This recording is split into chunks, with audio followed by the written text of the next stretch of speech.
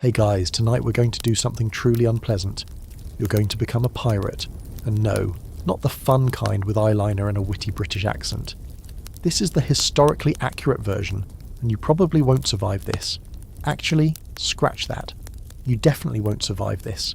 But before we turn your life into one long damp mistake, take a second to like the video and subscribe, but only if you genuinely enjoy what I do here. Seriously, I don't want pity subs. Also, I'm curious. Where are you watching from and what time is it right now? Drop it in the comments below. Now dim the lights, maybe turn on a fan for that soft background hum, and let's ease into tonight's journey together. The air hits you first. Thick with salt, smoke and human funk, it greets you like a slap in the face as you climb the gangplank. The ship groans under your feet, an old wooden beast with sails like shredded laundry and ropes that creak in protest with every movement. It's not even sailing yet, just bobbing in the harbour like it's already seasick. You try not to make eye contact with the other crew, who range from terrifying to worse. Most are missing teeth, fingers, or just basic hygiene. A few glance your way with dead eyes. One guy spits something black and oily on the deck right in front of you. Charming. Your new captain, a man whose name you don't catch because he only shouts in riddles, waves a half-empty bottle and yells for the crew to shove off. And just like that, you're sailing. No training, no orientation, just a swift kick into maritime chaos. You lurch forward as the ship catches wind, nearly knocking over a barrel of what smells like pickled fish and mouldy socks. A nearby crewmate hands you a mop, says, "Clean or die," and wanders off, possibly to throw up over the side. You begin scrubbing, mostly because dying on day one would be embarrassing. Below deck, things get worse. You're assigned a bunk, which is generous because it's actually a stained hammock, slung between two beams over a slimy puddle. The stench is overwhelming, part sweat, part bilge water, and something that might once have been cabbage. Rats skitter in the shadows, eyeing you like you're just another piece of meat in their pantry. One of them casually gnaws on someone's boot while a cockroach the size of your thumb climbs up a support beam and disappears into the darkness. You realise this will be your home indefinitely. There's no privacy. The hammocks are packed shoulder to shoulder, and snoring becomes a kind of sea shanty from hell. Someone's foot dangles inches from your face. Someone else is definitely talking in their sleep, whispering about gold and blood and something called the eel god. You try to ignore it. The ship rocks constantly, and soon your stomach starts to rebel. You stumble up the stairs just in time to vomit over the rail. Welcome to your first dose of seasickness. It won't be your last. One of the crew tells you it gets better after the first week. He's missing part of his nose and smells like rum-soaked regret. You try to be optimistic. Maybe it does get better. Maybe once you learn the ropes, literally, you'll find your rhythm. But every time you try to help with the sails or the rigging, someone yells at you in a mix of pirate slang and colourful threats. You nod, pretending to understand, and hope you're not about to be keel-hauled for stepping on the wrong rope. Meals are served twice a day, if you can call them that. A greasy-haired cook slops something into a wooden bowl and shoves it toward you. You don't ask what it is, you eat it. It's salty, chewy, and vaguely warm. Your stomach makes an ominous noise in response. You don't finish it, but a rat does. At this point, you're just trying not to die of dysentery or despair. Every day begins with shouting, swabbing, and scraping barnacles off the hull. Your hands blister and crack from the salt and the rope. Sunburn peels your skin in long, gross ribbons. Someone hands you a rusty dagger and says it's for just in case. You don't ask for details. You start sleeping with it tucked into your waistband like some pathetic attempt at safety. You do manage to learn a few names. There's Peg-Eye Lou, who has both eyes but insists on the nickname. There's Gristle, who might be a teenager or just very, very weathered. And there's Maggot, who says he used to be a baker before he snapped. No one elaborates. You don't press. Historically speaking, most pirates weren't the dashing rogues of legend. They were desperate, broke, and often former sailors who'd been abused by their navy or merchant ship captains. Pirate life was often the only option worse than starving on land. Most didn't live long enough to grow old. You wonder how long you'll last. At night, the sea stretches out like black glass, and the stars blink coldly overhead.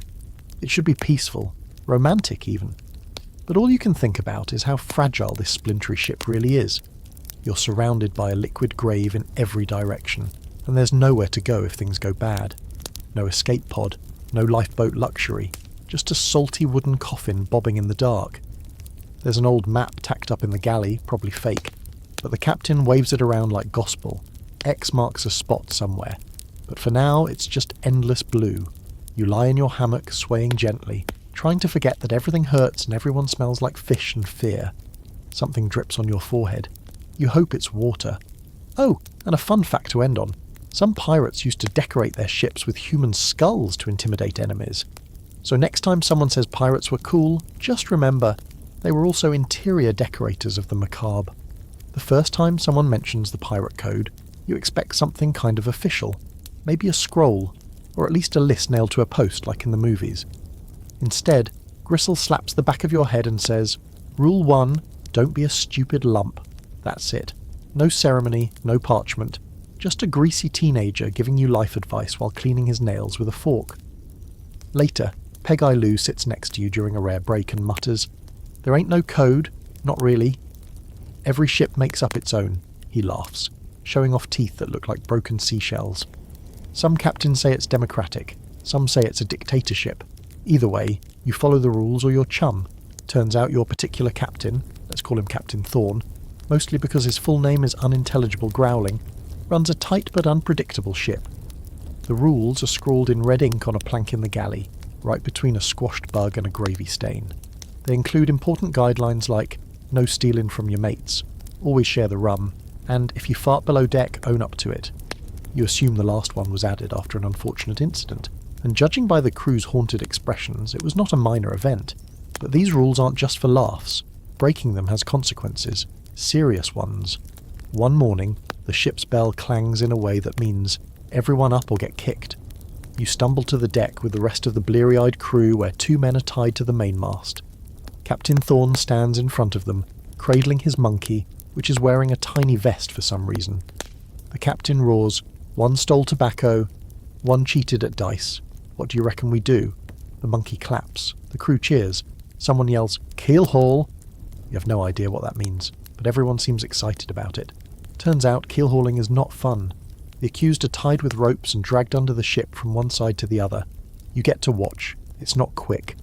The barnacles on the hull do most of the damage, shredding skin like cheese graters. One man survives, the other doesn't. You try not to throw up again. This time you almost succeed. So yeah, the pirate code isn't some honourable brotherhood thing. It's more like arbitrary doom based on the captain's mood and how much rum is left. Still, there are certain things everyone agrees on.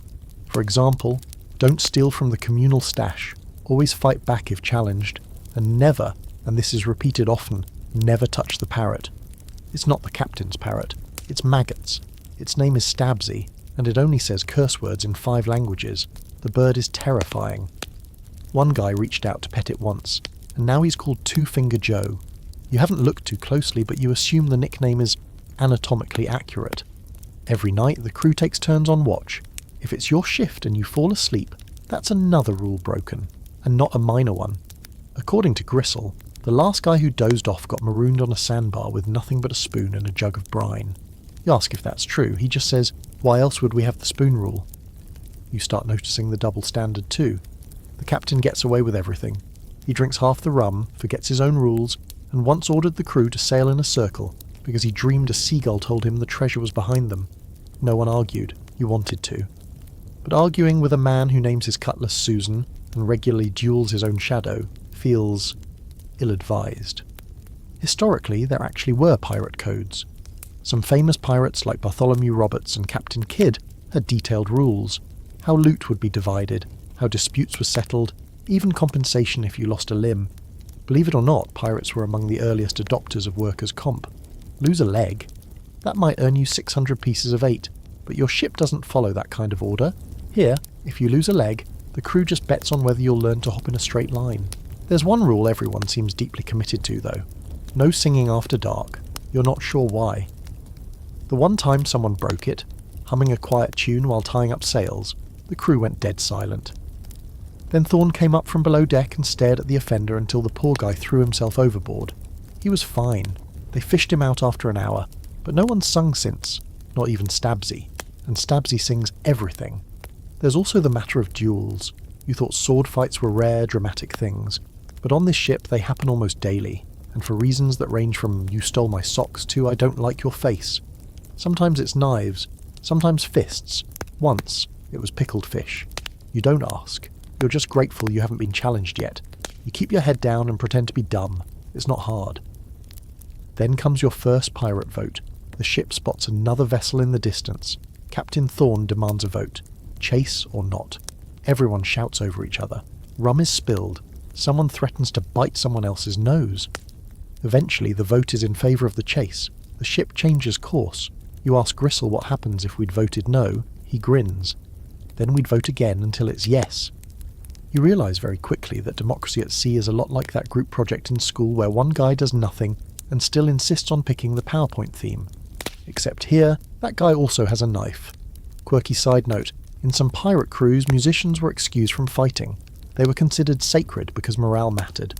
So if you'd had the foresight to bring a violin, you might have dodged all this. Instead, you brought absolutely nothing. You didn't even pack a spare shirt.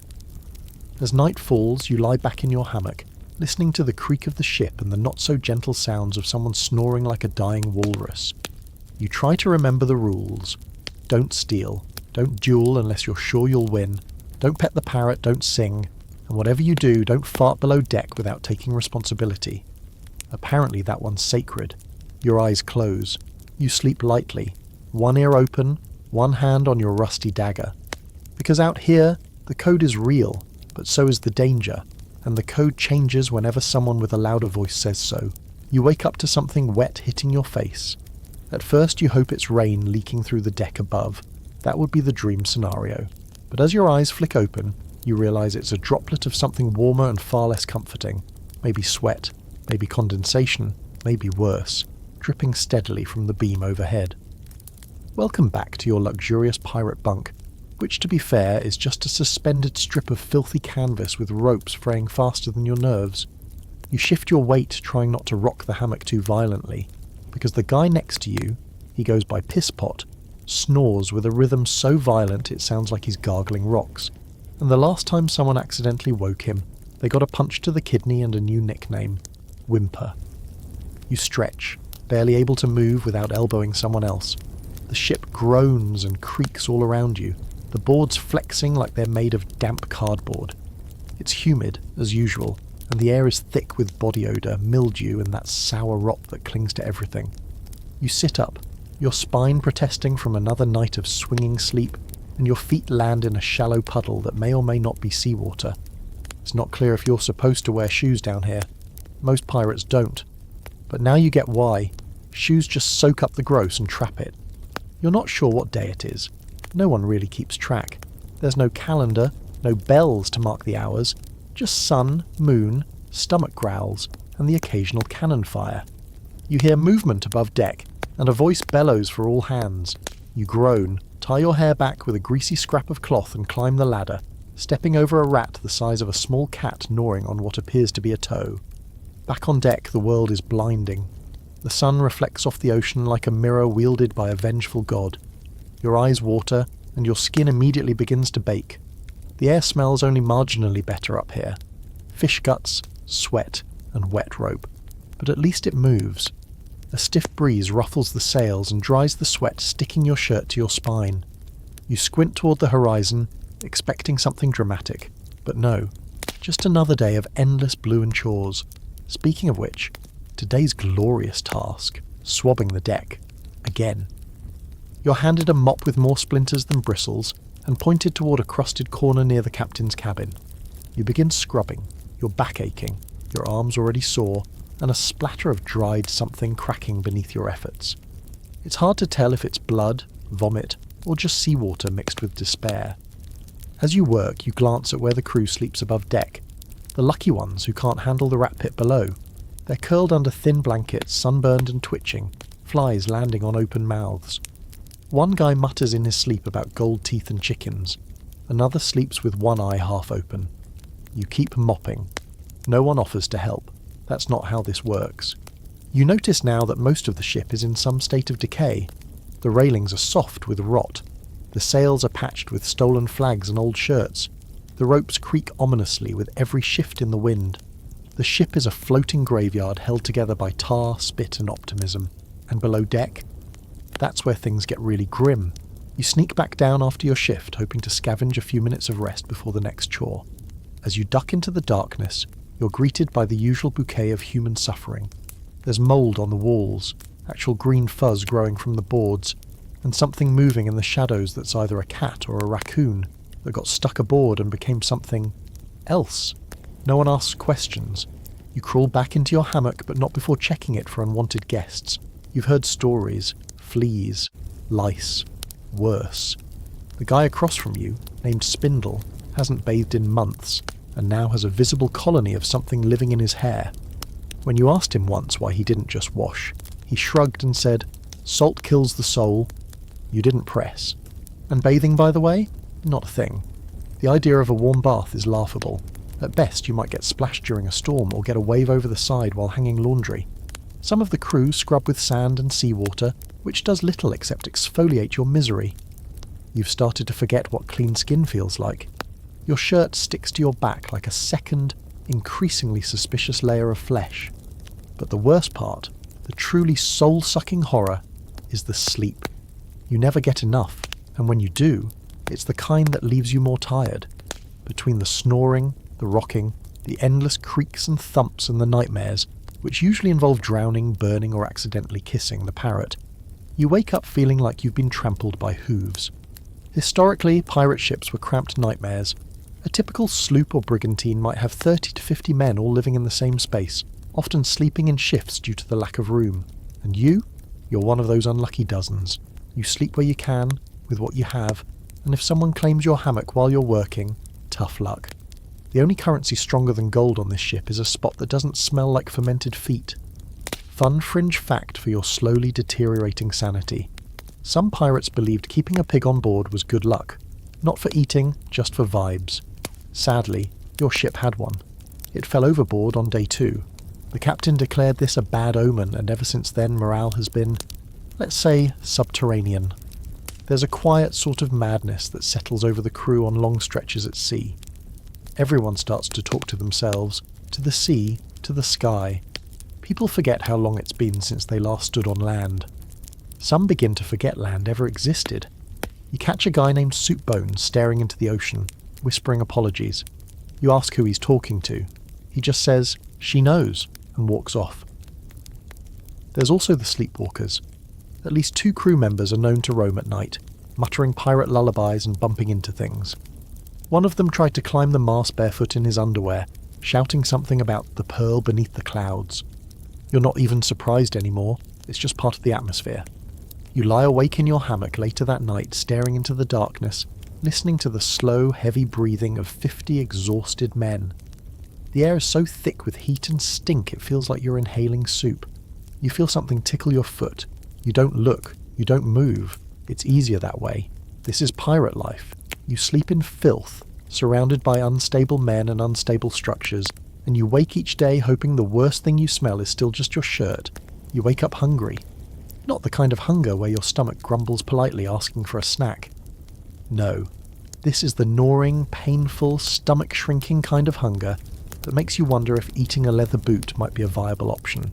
You sit up in your hammock, your limbs stiff and your back sore, and you already know what's coming. Mealtime on a pirate ship isn't something to look forward to. It's more like rolling dice with your digestive system. There's a line near the galley, not an orderly line, mind you, more of a grim, lurching crowd of unwashed men holding bowls and staring blankly ahead like prisoners of war.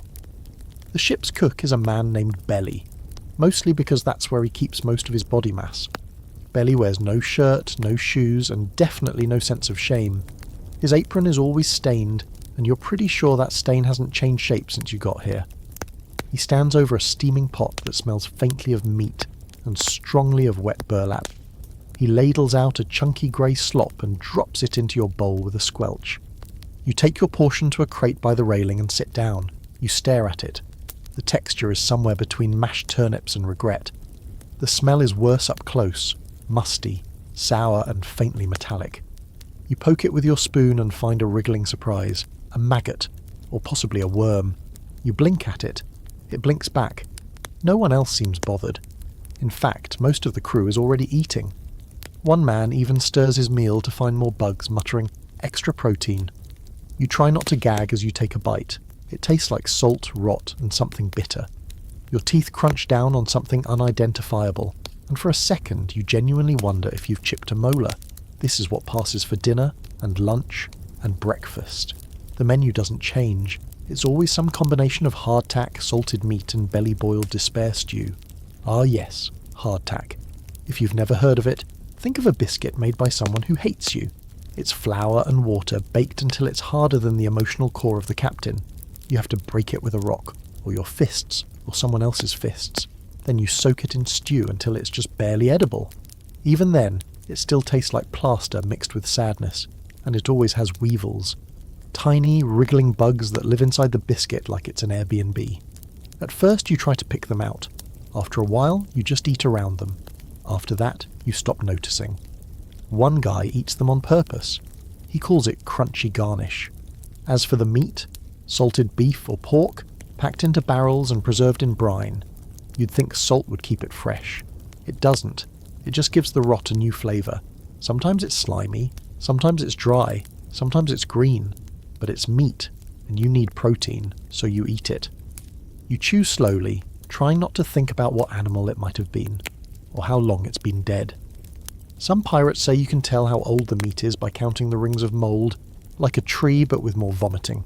There are no fruits, no vegetables, no vitamins, no joy. The only thing you have plenty of is rum, and even that is rationed. It's usually watered down, which is honestly a blessing because if you drank it straight, you'd probably go blind.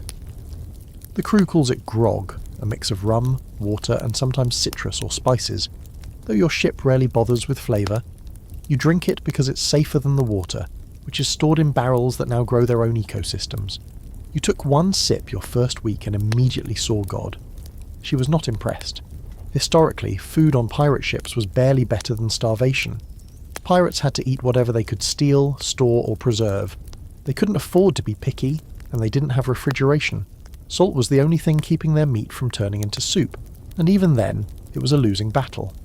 They might raid a merchant ship and find sacks of grain, dried beans or dried fish. But most of the time, they lived on mouldy bread and old meat while praying not to get food poisoning during a storm. And yes, food poisoning is frequent. There's no calling out sick. If you get the runs, you deal with it at sea, over the rail if you're lucky, in your hammock if you're not. One man is already on deck duty because he soiled himself during a fight. No one will go near his hammock, which now has its own name, the funk nest.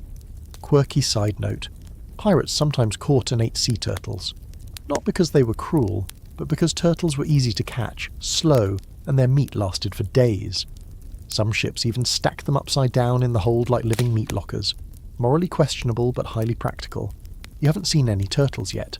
Just some very disappointed seagulls and one jellyfish that floated by and looked more put together than you. You finish your meal? Barely. You're not full, but you're less empty, and that's good enough.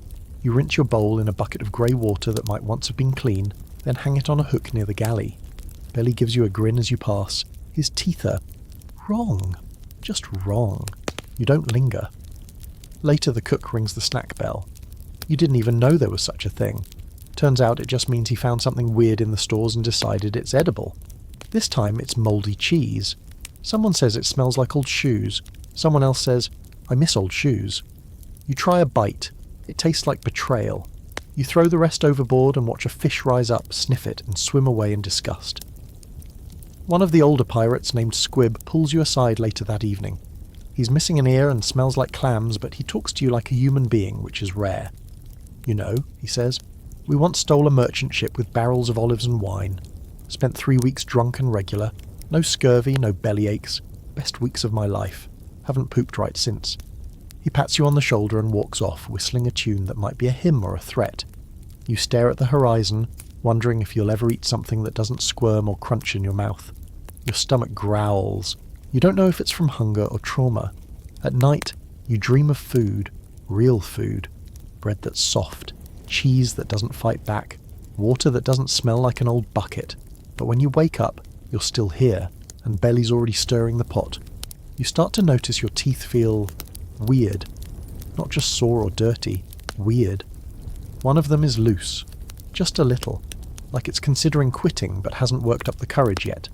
Your gums bleed when you gnaw on hardtack, which to be fair could shred sheet metal. But lately even soft bites, If anything on this ship could be called soft, feel like chewing glass. You don't say anything, because that's how things go here. The moment you speak up about being sick, you're marked, a liability, dead weight. Better to keep quiet and pretend it's all fine while your body quietly falls apart. And fall apart it does. Your gums swell. Your joints ache like you're 80 years old. Bruises appear out of nowhere. Big, angry patches of purple and green blooming on your arms and legs like mould on stale bread. One morning you wake up and a chunk of your hair is stuck to your pillow. That's when you know something's wrong. Really wrong. Welcome to the glamorous world of scurvy. The pirate's slow-motion nightmare.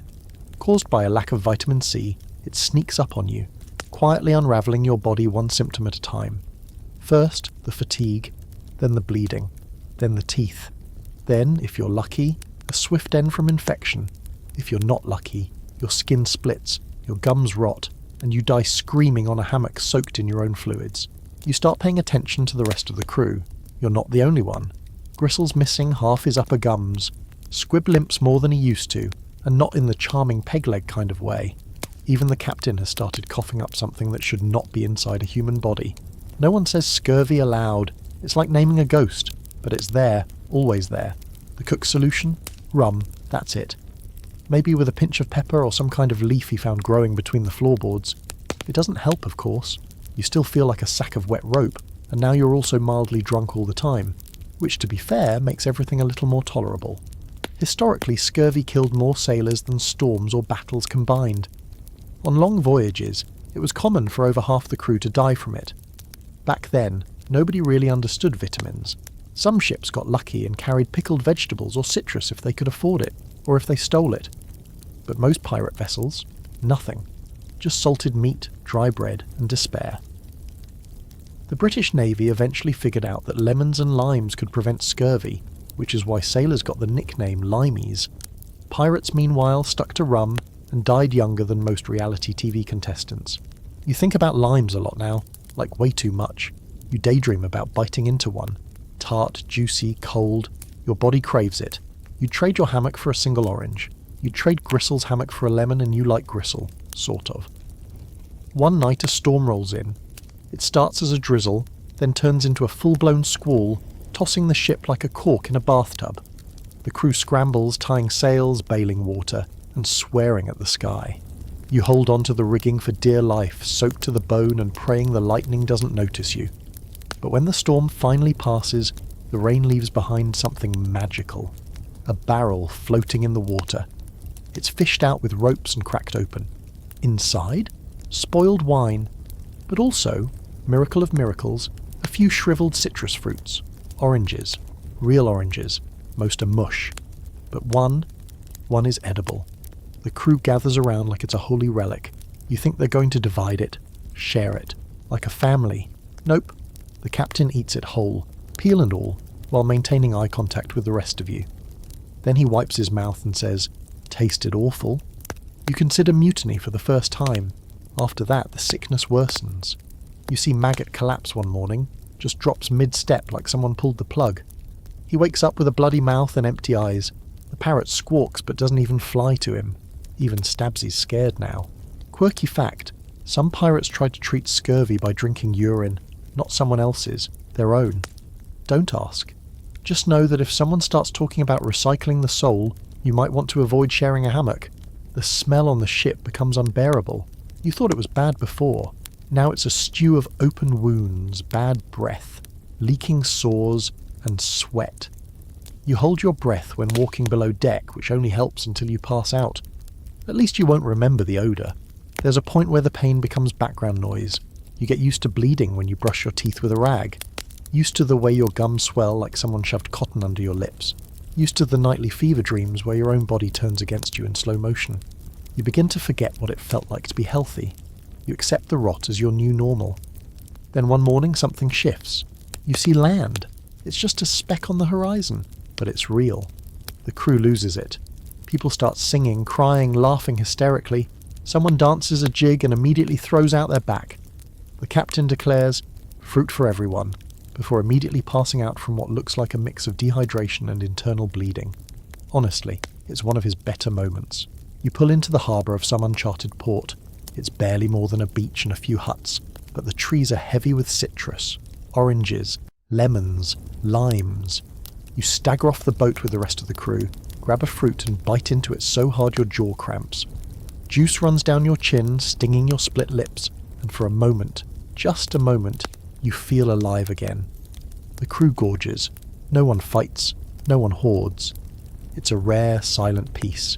Everyone just sits, chewing slowly, letting their bodies remember what real food is supposed to taste like. Of course, this won't last. The fruit will run out. The ship will leave. Scurvy will come back. But for now, you savour every bite like it's the last good thing you'll ever have, because it probably is. The wind starts howling before dawn, not the playful breeze-through-your-hair type of wind, but the angry kind that sounds like it wants to peel the sails off and carry your whole floating misery box into the afterlife. You're jolted awake by the sudden lurch of the ship, your hammock swinging violently like it's trying to throw you across the hold. You try to sit up, but gravity's confused and everything, including your stomach, feels upside down. You scramble above deck, slipping on the damp steps, heart pounding and eyes squinting against the cold rain, already slashing sideways. The sky is a bruised grey, the kind of sky that promises nothing good. The waves are taller than the ship now, lifting it and dropping it with stomach-twisting rhythm. It feels like being in a fight with a drunk giant who keeps forgetting what round it is. The crew's already shouting, slipping and sliding across the slick boards, grabbing ropes, tying knots, and swearing at the wind. You're tossed a length of rope and told to lash something down. No context, just a general demand for action. You panic lash a barrel to the mast, which, in hindsight, makes no sense, but nobody stops you. The rain stings your skin like icy needles, and the ocean heaves so violently it feels like the ship could snap in half. You grip the railing just in time to avoid being flung overboard, and realise, yep, you're terrified. Historically, pirates didn't have ships built for storms. They used smaller, faster vessels like sloops and schooners, great for quick escapes and shallow waters, but basically floating coffins in heavy seas.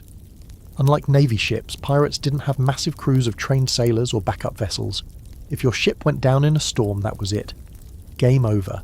No rescue, no life jackets, just cold water, flailing limbs, and maybe a shark or 10.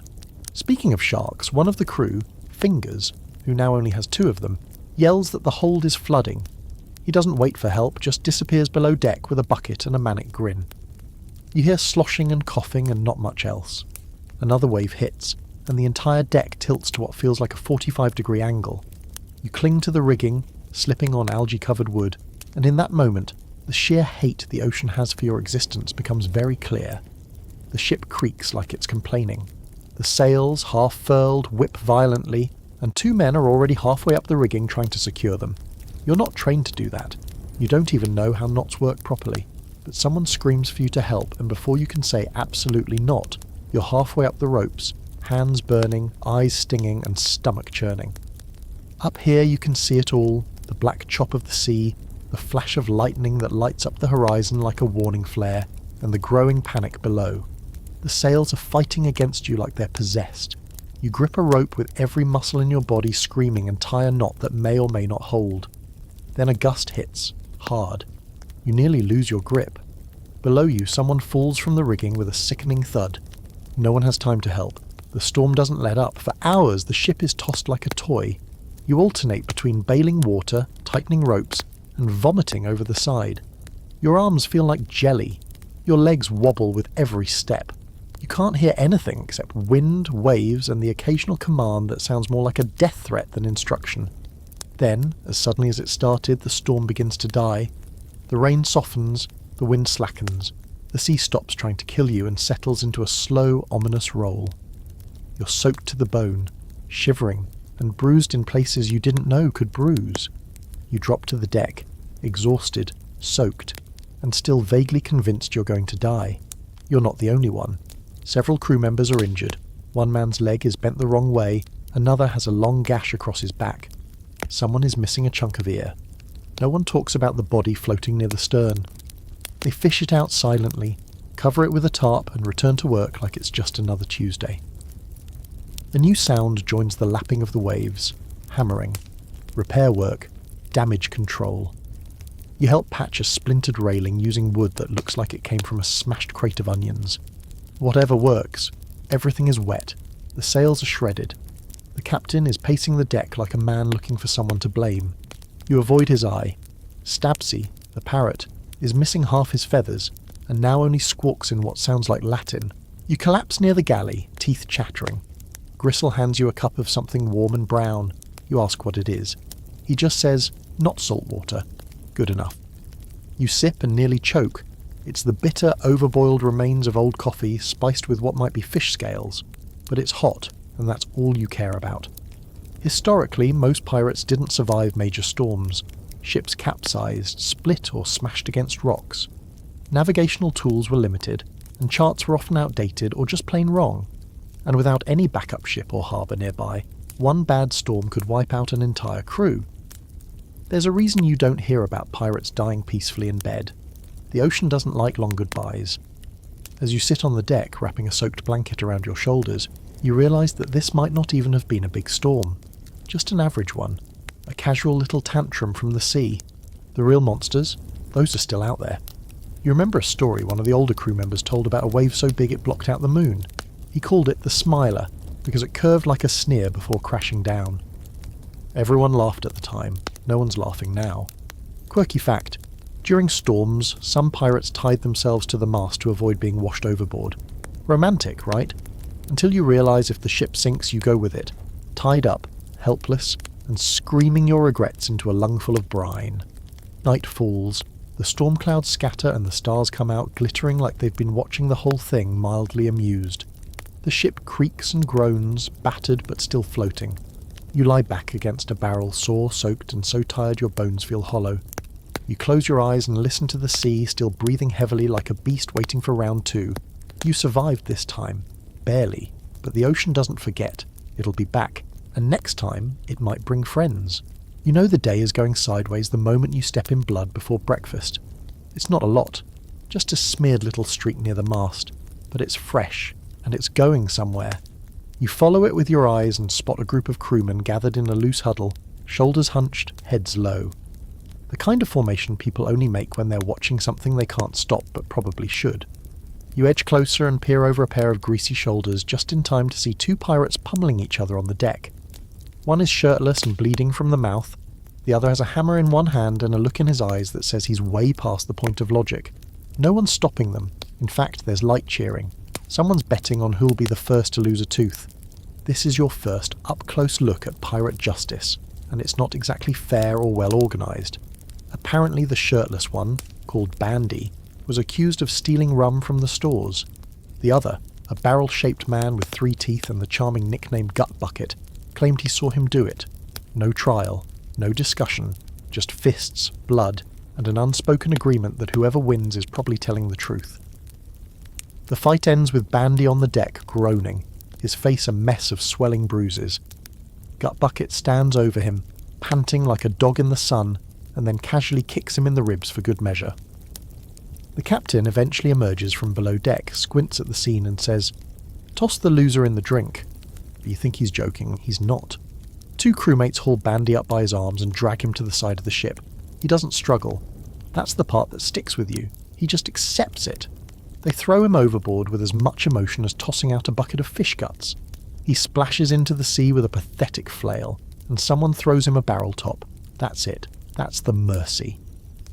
A floating piece of wood and a good luck shouted through laughter. Historically, mutiny wasn't uncommon, but neither was raw, impulsive punishment. Pirates might have had a code, but that didn't mean fairness. The crew vote system only worked when people were in the mood for it. Most of the time, justice meant whatever the captain, or the biggest, loudest guy, decided in that moment. And on this ship, Captain Thorne has one consistent rule. Don't cause problems that make him notice you.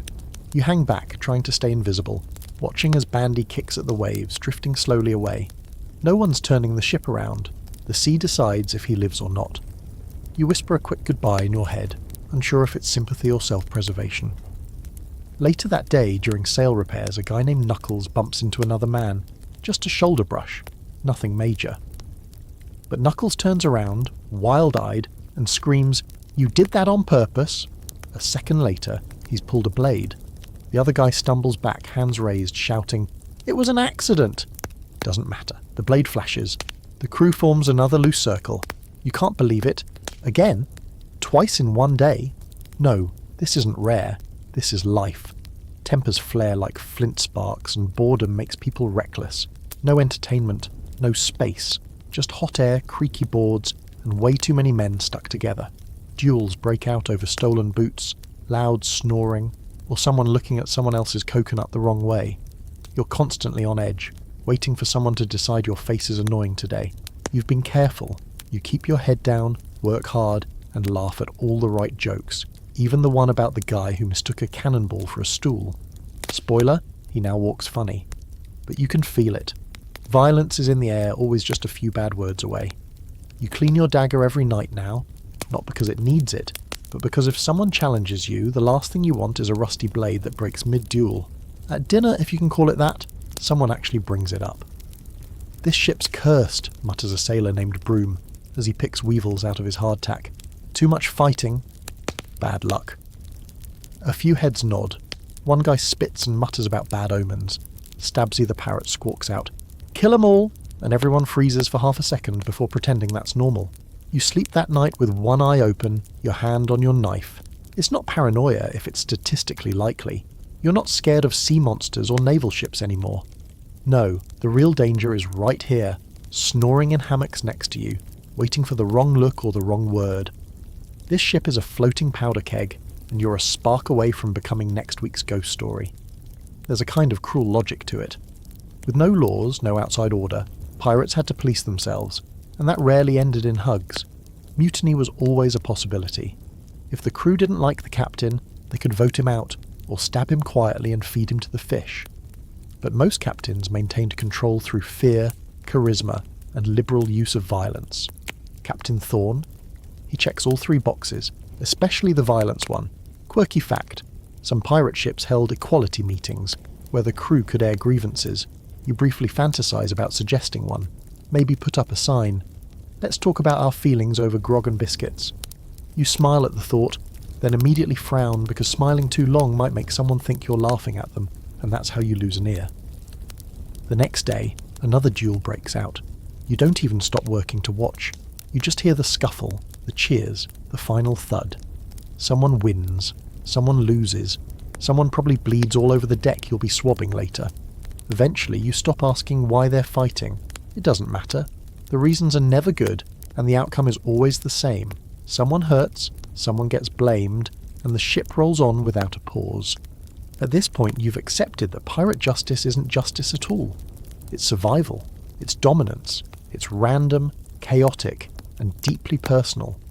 You make a note to never borrow anything, never touch anyone's belongings, never make eye contact unless absolutely necessary. Keep your mouth shut and your blade close. You're not trying to win fights. You're trying to avoid having one. You hear a splash in the distance. No one looks. Probably just another problem solved. The call to arms comes just before sunrise. That quiet, hazy hour when the sea is calm, and your brain is still floating somewhere between sleep and survival. You're jolted awake not by the usual screech of Stabsy or the smell of someone's feet drifting into your hammock, but by the unmistakable roar of Captain Thorn. "Enemy on the horizon! All hands to battle stations!" Your heart drops into your socks. You barely remember where your boots are, let alone what a battle station is.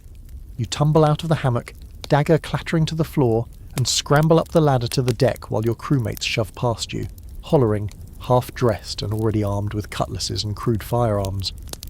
Up top, the air is crisp with panic. The sky's pink and low with clouds, and there, slicing across the horizon, is another ship. Larger, cleaner, with sails that aren't stitched from old trousers and curses. It's flying a flag you don't recognise, but the crew seems to.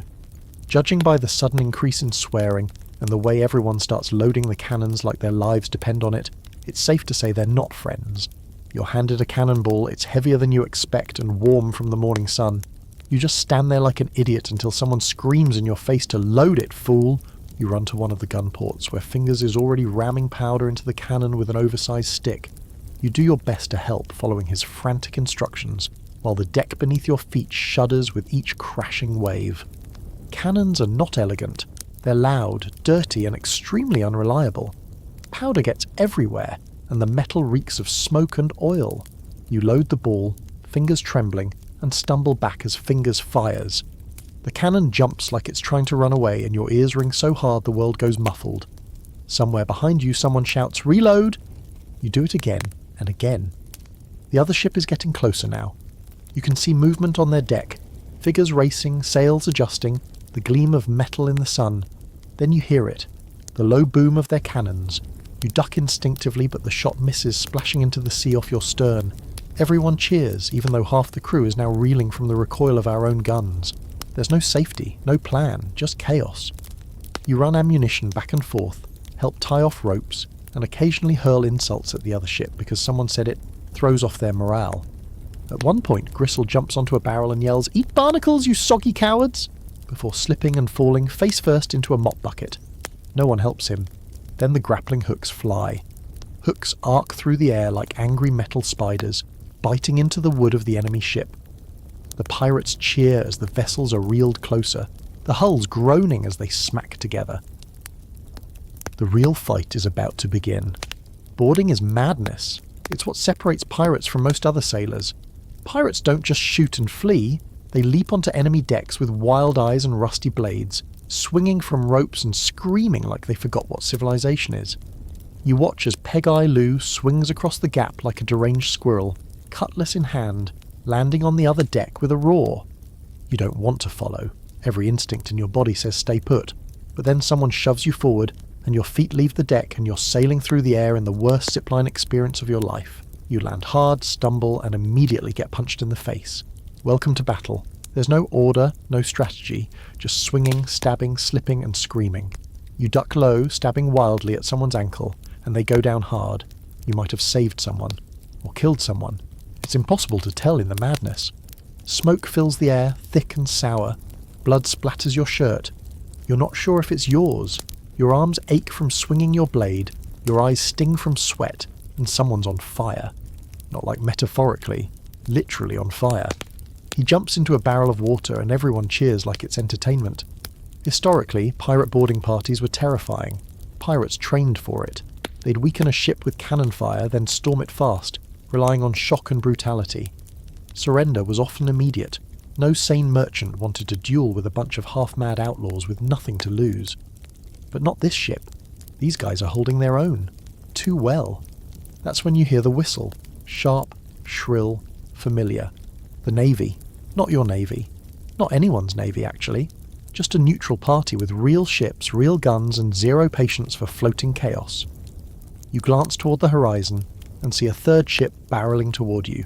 Crisp flags flying, crew in uniform and cannons gleaming. Everyone freezes. Well, not everyone. Captain Thorne doesn't freeze. He screams, "Take what you can and run!" Suddenly it's all grab and go. Pirates stuff their pockets with whatever they can find. Gold coins, silk, buttons, who knows? You find yourself grabbing a bag of something that feels like flour. Why? Who knows? Instinct. Survival. Loot first, questions later. You scramble back onto your ship as the grapples are cut, the gap widening between the vessels. You hear shouting, the blast of another cannon, and then your ship veers hard, sails snapping as it turns to flee. Behind you, the Navy ship grows larger, not faster, larger. You realise with some horror that it's gaining on you. The crew throws barrels overboard to lighten the load. Someone drops the captain's chair. You toss your bag of flour because suddenly you realise no biscuit is worth dying for. The first shot from the Navy ship is a warning. It lands in the water close enough to spray the deck. The second hits your aft sail. Wood splinters fly. You drop to the floor and cover your head. More shots follow. The ship shakes with each one, but by some miracle, or sheer chaos, you make it to open water. They don't pursue, not far anyway. Probably too busy dealing with the poor souls still stuck on the ship you boarded. Or maybe they're just letting you run because they know your ship can't outrun its own bad luck forever. Quirky fact. Some pirates used fireworks and smoke bombs during raids. Anything to disorient their enemies. Your crew once tried it with powdered sugar. It did not work. Hours later, the adrenaline fades, and the bruises bloom. You lie on the deck, breathing hard, body sore. You survived your first naval skirmish. You didn't die. You didn't fall overboard. You didn't get stabbed in the spine. But somehow, you don't feel triumphant. just tired, and aware that next time you might not be so lucky. You spend most of the next day picking someone else's blood out from under your fingernails. Not yours, you're pretty sure. Though honestly, the line between mine and formerly his has been getting blurry lately. The fight from yesterday still echoes in your bones. Every joint aches, your arms feel like overcooked noodles, and you've got a headache lodged somewhere behind your left eye that refuses to move out. But the worst part, after all that chaos, after all that shouting and swinging and near-death drama, you got absolutely nothing. No gold, no silver, not even a decent pair of boots. What did you almost die for? Moldy silk. You heard the groans even before the crates were opened. The cargo hold of that ship you boarded was packed with bales of damp, moth-eaten silk, stacks of trade ledgers, and a few sacks of half-rotten spices that now make the ship smell like a haunted bakery. No coins, no jewels, just slightly decorative mildew, and the heartbreaking sound of Captain Thorne weeping into a ledger that records tax shipments from 1723. Peg-Eye Lou tried to rally the mood by wearing the silk as a cape. That lasted 10 minutes until it tore down the middle like wet tissue. Everyone's silent now, sitting with the stink of failure, watching as a pile of useless fabric flaps in the wind like a flag of disappointment. You wander into the galley and find Belly scraping the last of a rat stew into a pot. The smell doesn't even bother you anymore. You sit at the bench slumping forward and ask the question on everyone's mind. Was that worth it? He shrugs. I once killed a man for a can of pickled beets. So yeah, maybe. You stare at the wall for a while after that.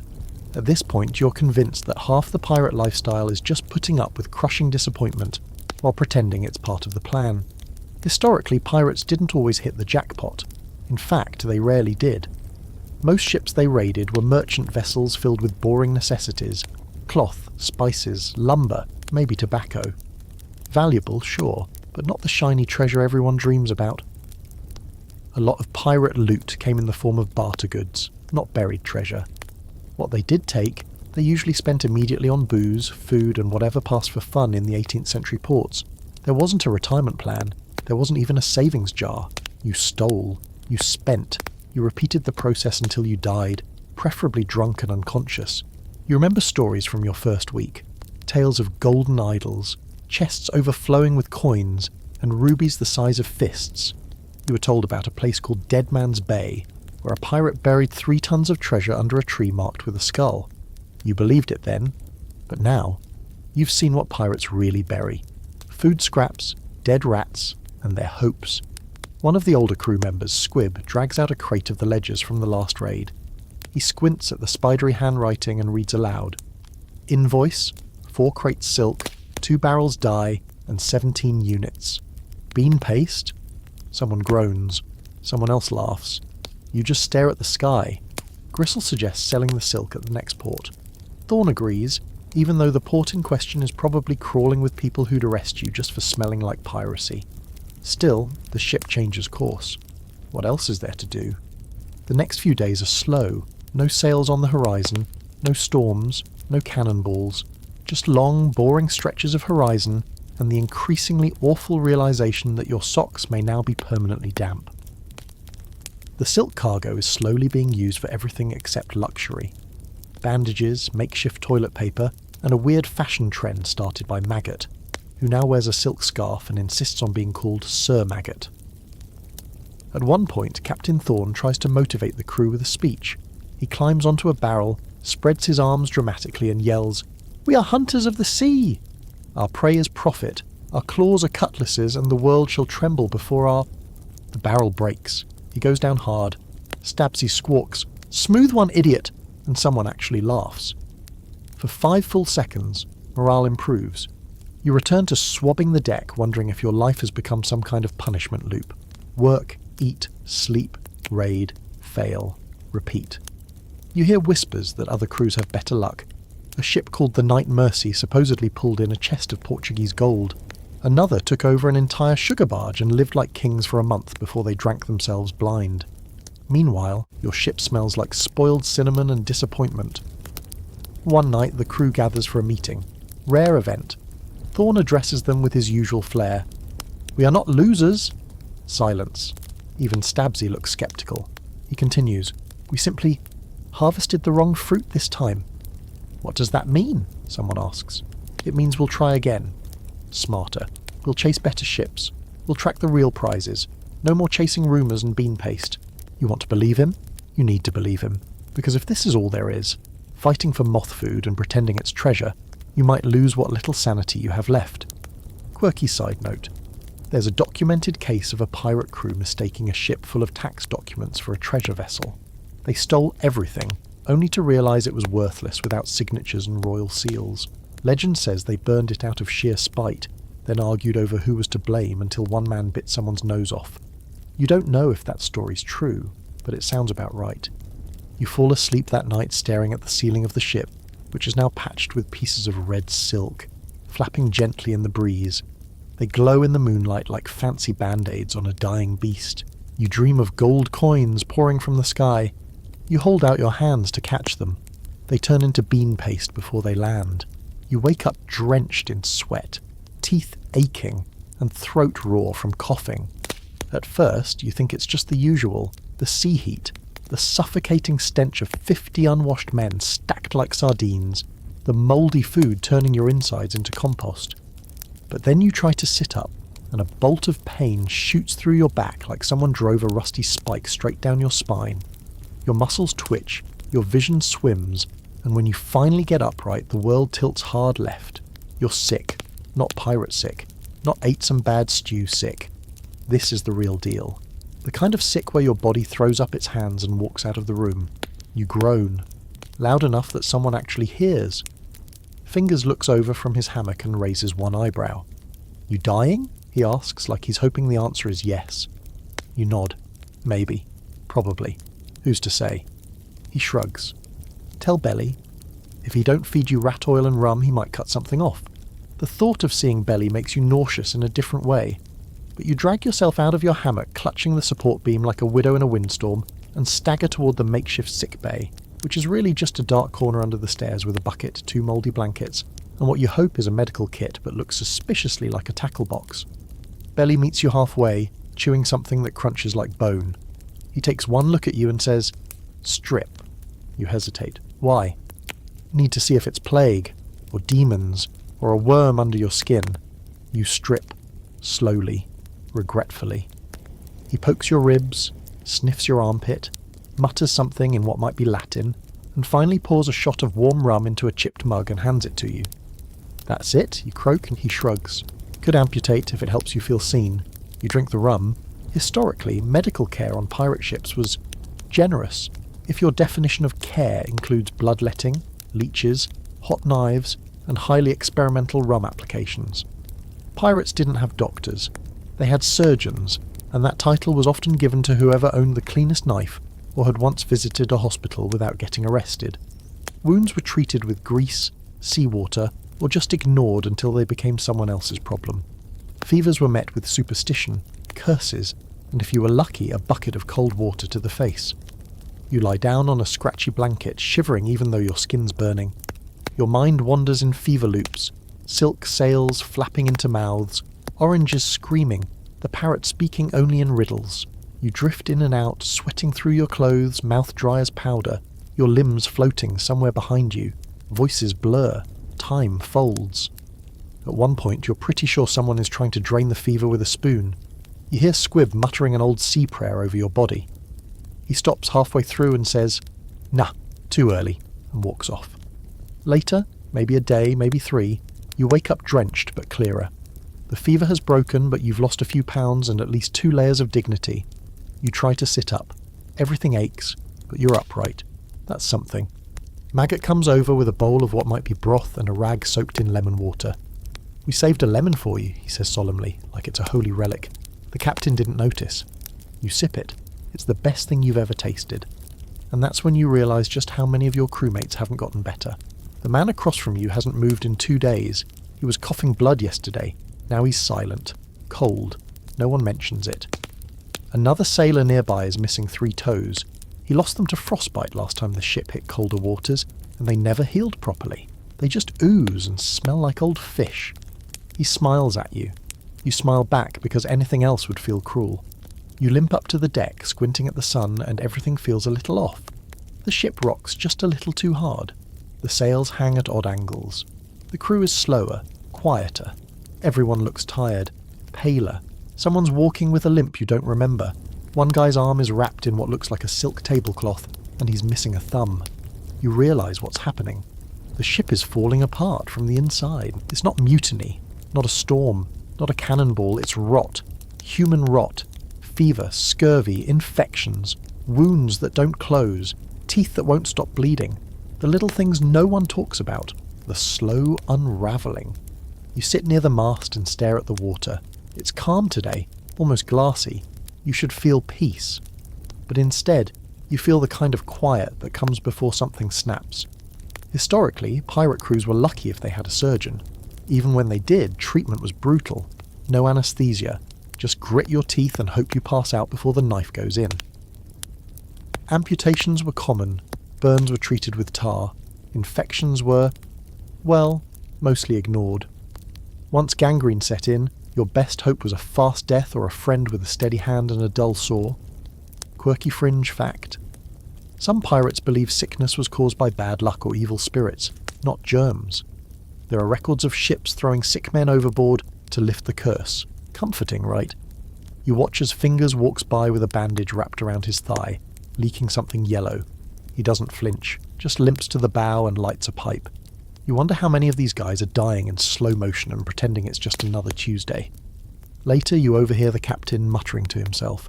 He's flipping through a logbook, trying to remember how many men he had at the start of this voyage. He can't. That's a bad sign.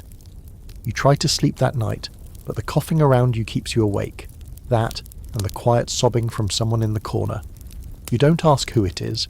You just lie there, counting the creaks in the wood and wondering how many more nights you'll survive. There's no medicine, no miracle, just you, a dwindling crew, and a bucket of lukewarm rum masquerading as healthcare. You'd laugh, but it'd probably trigger another coughing fit. By now you've grown so used to the smell that you almost miss it when it's briefly gone. Almost. But it always returns, thick, greasy, layered like an old stew that's been reheated too many times. It clings to the back of your throat, seeps into your clothes, coats your tongue when you breathe too deeply. A mix of mould, salt, sweat, bilge water, rot, and the kind of body odour that should legally count as a war crime. You can't wash it off. You can't scrub it away. You are it. It's in the hammocks, the sails, the barrels, the ropes. Everything smells like despair and damp humanity. You catch yourself scratching at your neck one afternoon and realise you've developed a rash in the exact shape of your collar. The salty air, the unwashed fabric, the constant chafing. It's a perfect storm of irritation. Belly tells you to rub fish oil on it. You don't know if it helps or just makes you flammable. You try not to breathe through your nose as you descend into the lower hold to fetch something from storage. Big mistake. The air below deck isn't just foul, it's heavy, wet. Like breathing through a dirty sponge soaked in old milk. You gag before you even reach the bottom of the ladder. The bilge is down here. That's where the ship's wastewater, runoff and various leaks pool together like a sad, stinking soup. You've been warned not to fall in. One guy did. Twice lucky Tom. He hasn't been right since. Walks funny, smells worse, and occasionally hums to himself while staring into the middle distance. You pass the bilge and gag again. There's something floating in it. Might be a boot, might be a rat, might be a former crew member. No one checks. You don't want to know. The barrels down here are coated in slime. You brush one with your sleeve by accident and instantly regret it. Whatever it is, it's warm. You grab what you came for, salt pork as always, and climb back to the upper deck, already scratching your arm where the slime touched you. The air up here is a bit better. Not good, just better. It has motion, breeze, sky. But still, the ship itself oozes foulness. The wood is soaked through with years of sweat, smoke, blood and rum. Every footstep stirs it up. You can't escape it. Historically, the smell of a pirate ship, or really any ship from that era, was ungodly. There were no bathrooms. Human waste was tossed overboard when people remembered. But let's be honest, people didn't always remember. Laundry, non-existent. Most sailors wore the same outfit for months, letting the ocean air cleanse them, which it didn't. And there was no deodorant, no soap, no real sense of sanitation. The stench was part of the package. At night, it's worse. Below deck becomes a swamp of body heat and bad breath. 50 men packed in hammocks, snoring, coughing, muttering, sweating through their clothes. It's humid, even when the air outside is cool. You've taken to sleeping with a rag over your nose, not that it helps. It just gives the illusion of safety, like holding a feather in front of a cannon. Gristle offers you a smell cure one evening. It's a bundle of dried herbs tied together with twine, meant to hang around your neck. Keeps the stink away, he says proudly. You put it on. It smells like spoiled mint and burnt celery. It does not help. But now you smell different, which makes you a target. Everyone else starts avoiding you like you're the one who stinks, which is hilariously ironic. And speaking of irony, here's a fun fringe fact. Some pirates believe that bad smells could actually ward off illness. There are records of men deliberately dirtying themselves to protect against plague and fever. So in a way, your misery is protective. You can't decide if that's comforting or just further proof that pirates were clinically insane. One afternoon you're ordered to clean the captain's quarters, which should be a luxury. It's not. If anything, it's worse. Captain Thorne lives like a raccoon with a gambling addiction. His bed is just straw and silk layered into a lumpy nest. The floor is sticky. His desk is covered in food scraps, maps, and questionable stains. And then there's the monkey. The monkey, whose name might be Clarence or You Beast, lives in a cage but is often loose. He throws things. Sometimes they're fruit pits. Sometimes they're not. You spend 20 minutes trying to swat him off the captain's pillow before giving up and just fluffing around him. The monkey watches you with judgment in his tiny eyes. You understand. You hate yourself too. The captain returns just as you're scrubbing a suspicious puddle near the door. He sniffs, frowns and mutters, "Smells better in here. Maybe too clean." Then he walks out. You stare after him, wondering if he's actually lost the ability to distinguish scents, or just enjoys wallowing in his own man-musk like some sort of sea beast. Later someone drops a barrel in the galley and the lid flies off. Inside, pickled eggs, or what used to be eggs. They've gone grey and smell like betrayal. Belly shrugs, scoops one out, and bites into it with a crunch that echoes across the deck. You nearly vomit on your boots. Stabsy the parrot yells, "What's in the jar, Belly?" And you realise he's been traumatised too. Even your clothes have turned against you. Your shirt has developed a crust. Your trousers smell like fermented goat. Your socks could stand up on their own if you let them. You tried rinsing everything with seawater once. Huge mistake. It only made the salt cling harder, and now everything hurts as well as smells. You can't even sit comfortably. There's chafing in places no one should ever discuss out loud. You've stopped caring what you smell like. That's the final stage. Acceptance. You are the stink. The stink is you. When a new recruit boards, young, fresh-faced and optimistic, you watch his face crumple the first time he gets a whiff of the lower hold. He throws up, twice. You nod solemnly. You'll get used to it, you tell him. But you never really do. You just stop noticing, until the wind changes and the full weight of the ship's decay punches you in the face again like a rotting ghost. And still, you carry on. Because there's nowhere else to go. The screaming wakes you before dawn. High-pitched, frantic, wet-sounding. You don't even have time to process what it means before 3 men go thundering past your hammock, nearly knocking you out with their elbows and bare feet. One shouts, "Overboard! He's overboard!" which is a phrase you hoped never to hear before breakfast. You sit up too fast and slam your head against the beam above you. Pain radiates through your skull as you lurch out of your hammock, dazed and already nauseated. Up on deck, the chaos is in full swing. The ship lists slightly to starboard, the sky still dark and bruised with the last traces of night. Men rush to the side rail, peering out at the black water below. You follow, shoving through the crowd just in time to see a single hand disappear beneath the waves, fingers spread wide, grasping at nothing. Someone shouts, "Get a rope!" But it's too late. The sea is swallowing him. One moment he's there, the next, gone. Smooth, flat, quiet. You look around, no sails nearby, no land in sight, just water in every direction and a faint pink glow on the horizon. "He fell in taking a piss," Gristle mutters next to you, eyes bloodshot and unfazed. "Didn't hold the rail. Idiot." Then he lights his pipe and walks off like someone just lost a sock, not their life. You stand there, stunned, watching the waves. No one dives in, no one throws a raft. A few men curse under their breath, not because they're sad, but because they like the guy's boots. The captain appears minutes later, already chewing something and looking annoyed. He grunts. Mark the time. Feed the log. Back to work. Back to work. That's it. 1 minute you're swabbing the deck with a man. The next you're stepping over the wet spot where he used to be. Historically, falling overboard was basically a death sentence. No life rings. No radios. No one to toss you a flotation device while yelling comforting things. You went in. You disappeared. Even if the crew wanted to save you, and let's be honest, they usually didn't. The ship couldn't turn fast enough to help. The sea didn't care. It just took. And sometimes, the sea didn't take fast enough. A few weeks ago, a man got stranded when the longboat drifted too far during a port stop.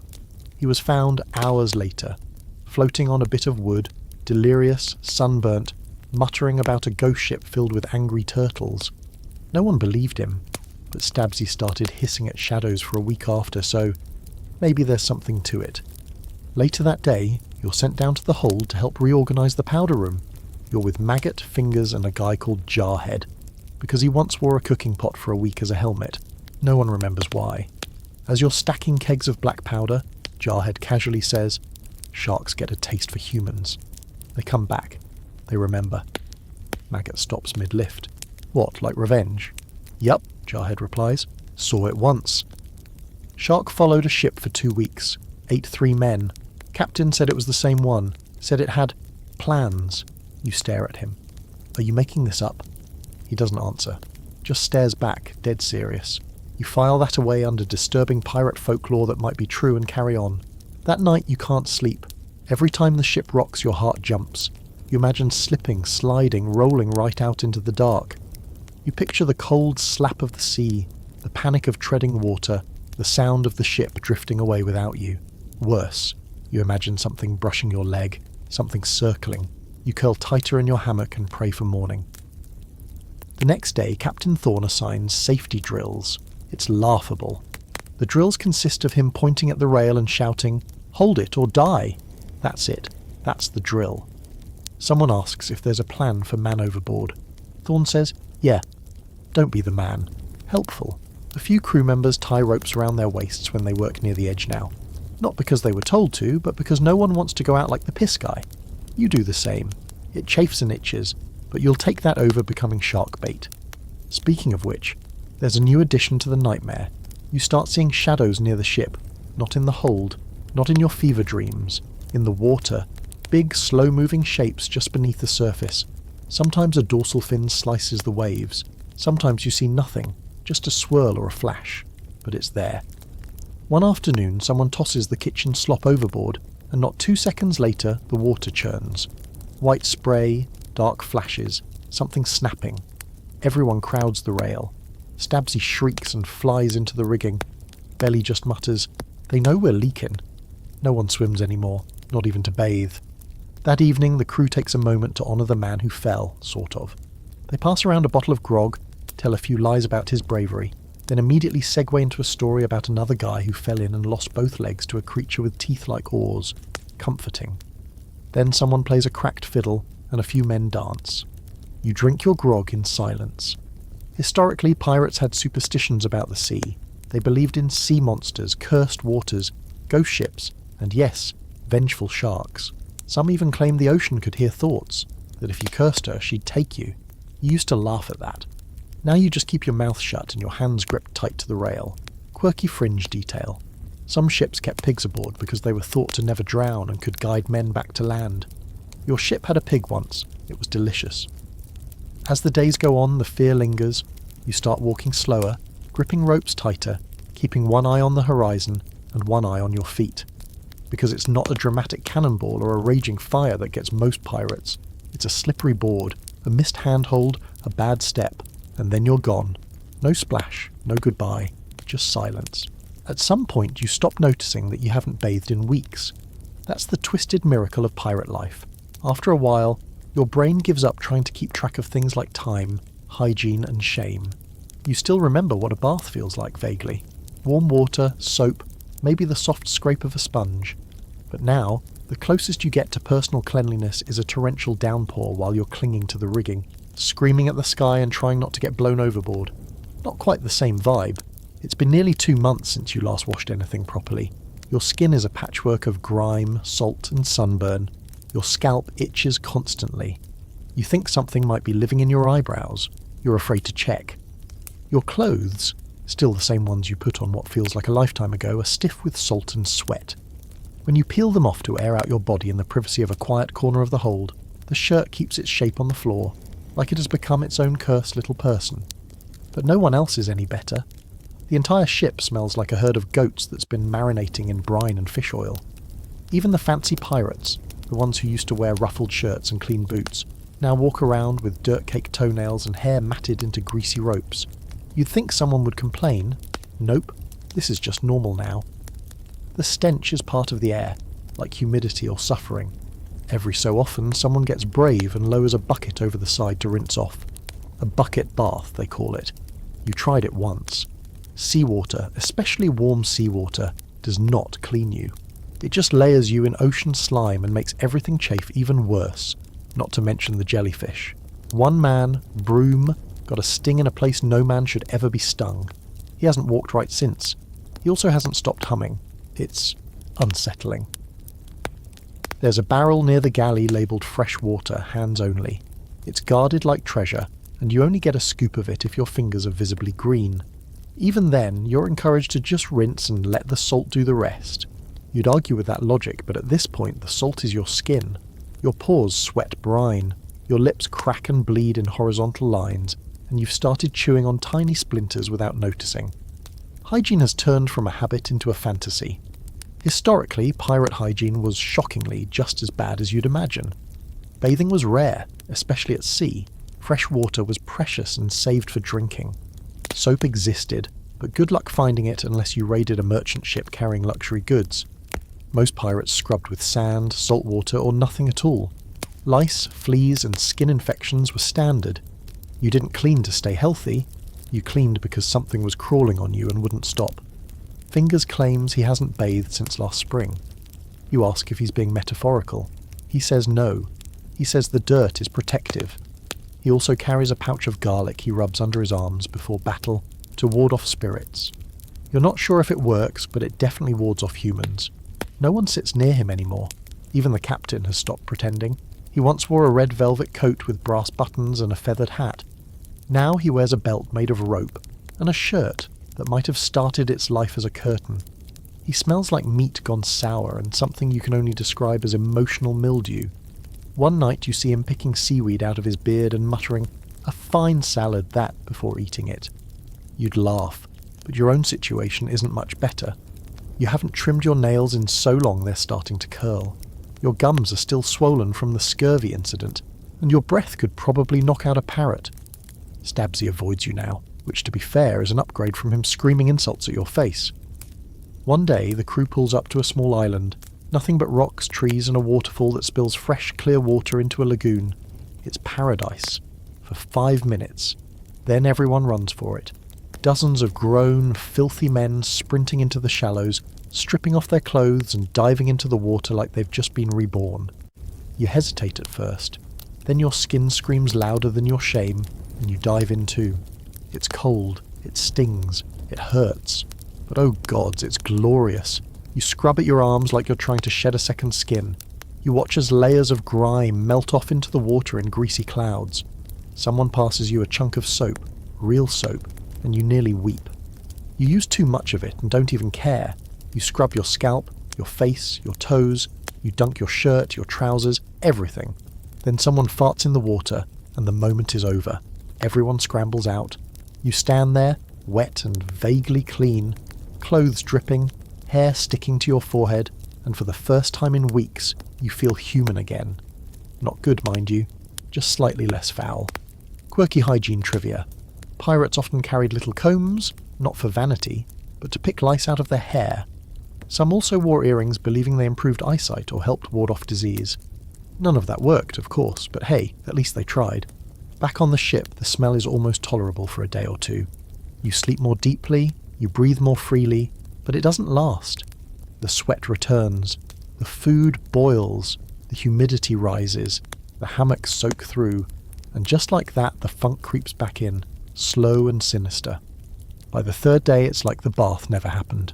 And you sigh. Because of course. You're sitting on a barrel one dull afternoon, staring at the horizon like it owes you money, when Gristle wanders over and flops down beside you with a long theatrical groan. "You ever think about burying treasure?" he asks, cracking his knuckles like he's about to unearth some wisdom, like actually digging a hole and sticking a chest in it. You blink at him. "Do people even do that?" He chuckles low and gravelly. "Nah, that's just in stories. Nobody buries treasure, not unless they're drunk, dying, or both." You sit with that for a second, mildly betrayed. All your childhood ideas about pirates included maps, secret caves, cryptic riddles, and shovels. Now here's this flea-bitten human sausage telling you it's all fake. Turns out he's not wrong. Historically, the idea of buried treasure is almost pure fiction. Thanks to authors like Robert Louis Stevenson, and the whole X marks the spot nonsense. Real pirates, they didn't bury loot. They spent it. Fast. As soon as they reached port, their gold, silver, and whatever else they plundered got traded for booze, food, weapons, clothes, and company. Whatever they didn't spend was stolen, lost in storms, gambled away, or used to bribe corrupt officials. There was no long-term planning, no retirement strategy, just instant gratification on repeat until death. You glance across the deck and watch a few of the crew arguing over a single gold coin someone found in the captain's quarters. The argument ends with a punch to the neck and a new coin-shaped dent in the mast. So yeah, burying treasure would require an unnatural amount of patience and trust for a pirate, which is like asking a cat to plan your taxes. Maggot once claimed he buried a treasure chest on a beach outside Cartagena. Everyone laughed. He swore it was real, said it was filled with silver candlesticks, pearls, and something called the Claw of Night. He also said he marked the spot with a cursed tree and a dead goat. You asked if he had a map. He said yes, then pulled out a piece of parchment with nothing but a single X in the middle. You're still not sure if he was joking or just concussed. Later that day, the captain calls a meeting. This usually means someone's about to get blamed for something, or he's about to announce another terrible plan. You gather with the others near the mainmast as he clears his throat, holding a tattered scroll that smells like mildew and ambition. "We got a tip," he says, voice low and dramatic. "Treasure. Real treasure. Spanish gold. Buried in a cove not far from here." There's a collective groan which he ignores. He continues. "Map came from a reliable source." Gristle leans over and mutters, "Reliable means someone at a bar said it while spitting blood into a bucket." You sigh. Here we go again. But the captain's already rolled the map out on a crate. It's crude. Childish even. A vague coastline. A couple of palm trees. An X. The word glory scrawled across the top in enthusiastic capital letters. The parrot squawks, "You're all going to die," which honestly feels like a more accurate label. Still, the crew gets excited. The idea of gold stirs something in the bones. Maybe it's greed, maybe it's desperation, or maybe everyone just needs a reason to believe this mess has a point. Even you feel it. Just a flicker. The what if? What if the map is real? What if there is treasure out there? What if, against all odds, you dig up something that isn't mouldy fabric or expired bean paste? 2 days later, you reach the cove. It's beautiful, of course. White sand, lazy palm trees, turquoise water, so clear it looks fake. The kind of place you'd happily retire if you weren't covered in bites, salt rash, and creeping existential dread. The crew disembarks, shovels in hand, excitement bubbling just beneath the surface. You dig, and dig, and dig. Hours pass.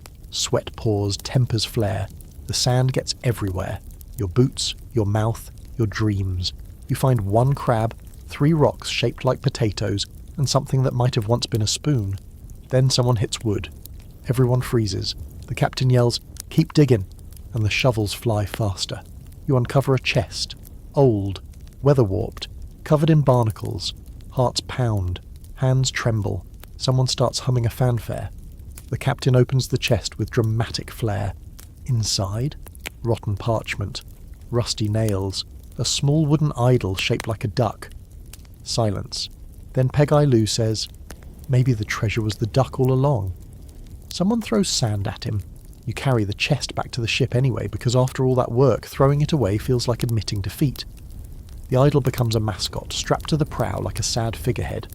The captain calls it fate. Stabsy refuses to perch near it. That night you sit on the deck, watching the waves glow silver in the moonlight, and think about how treasure isn't just a lie. It's a necessary one.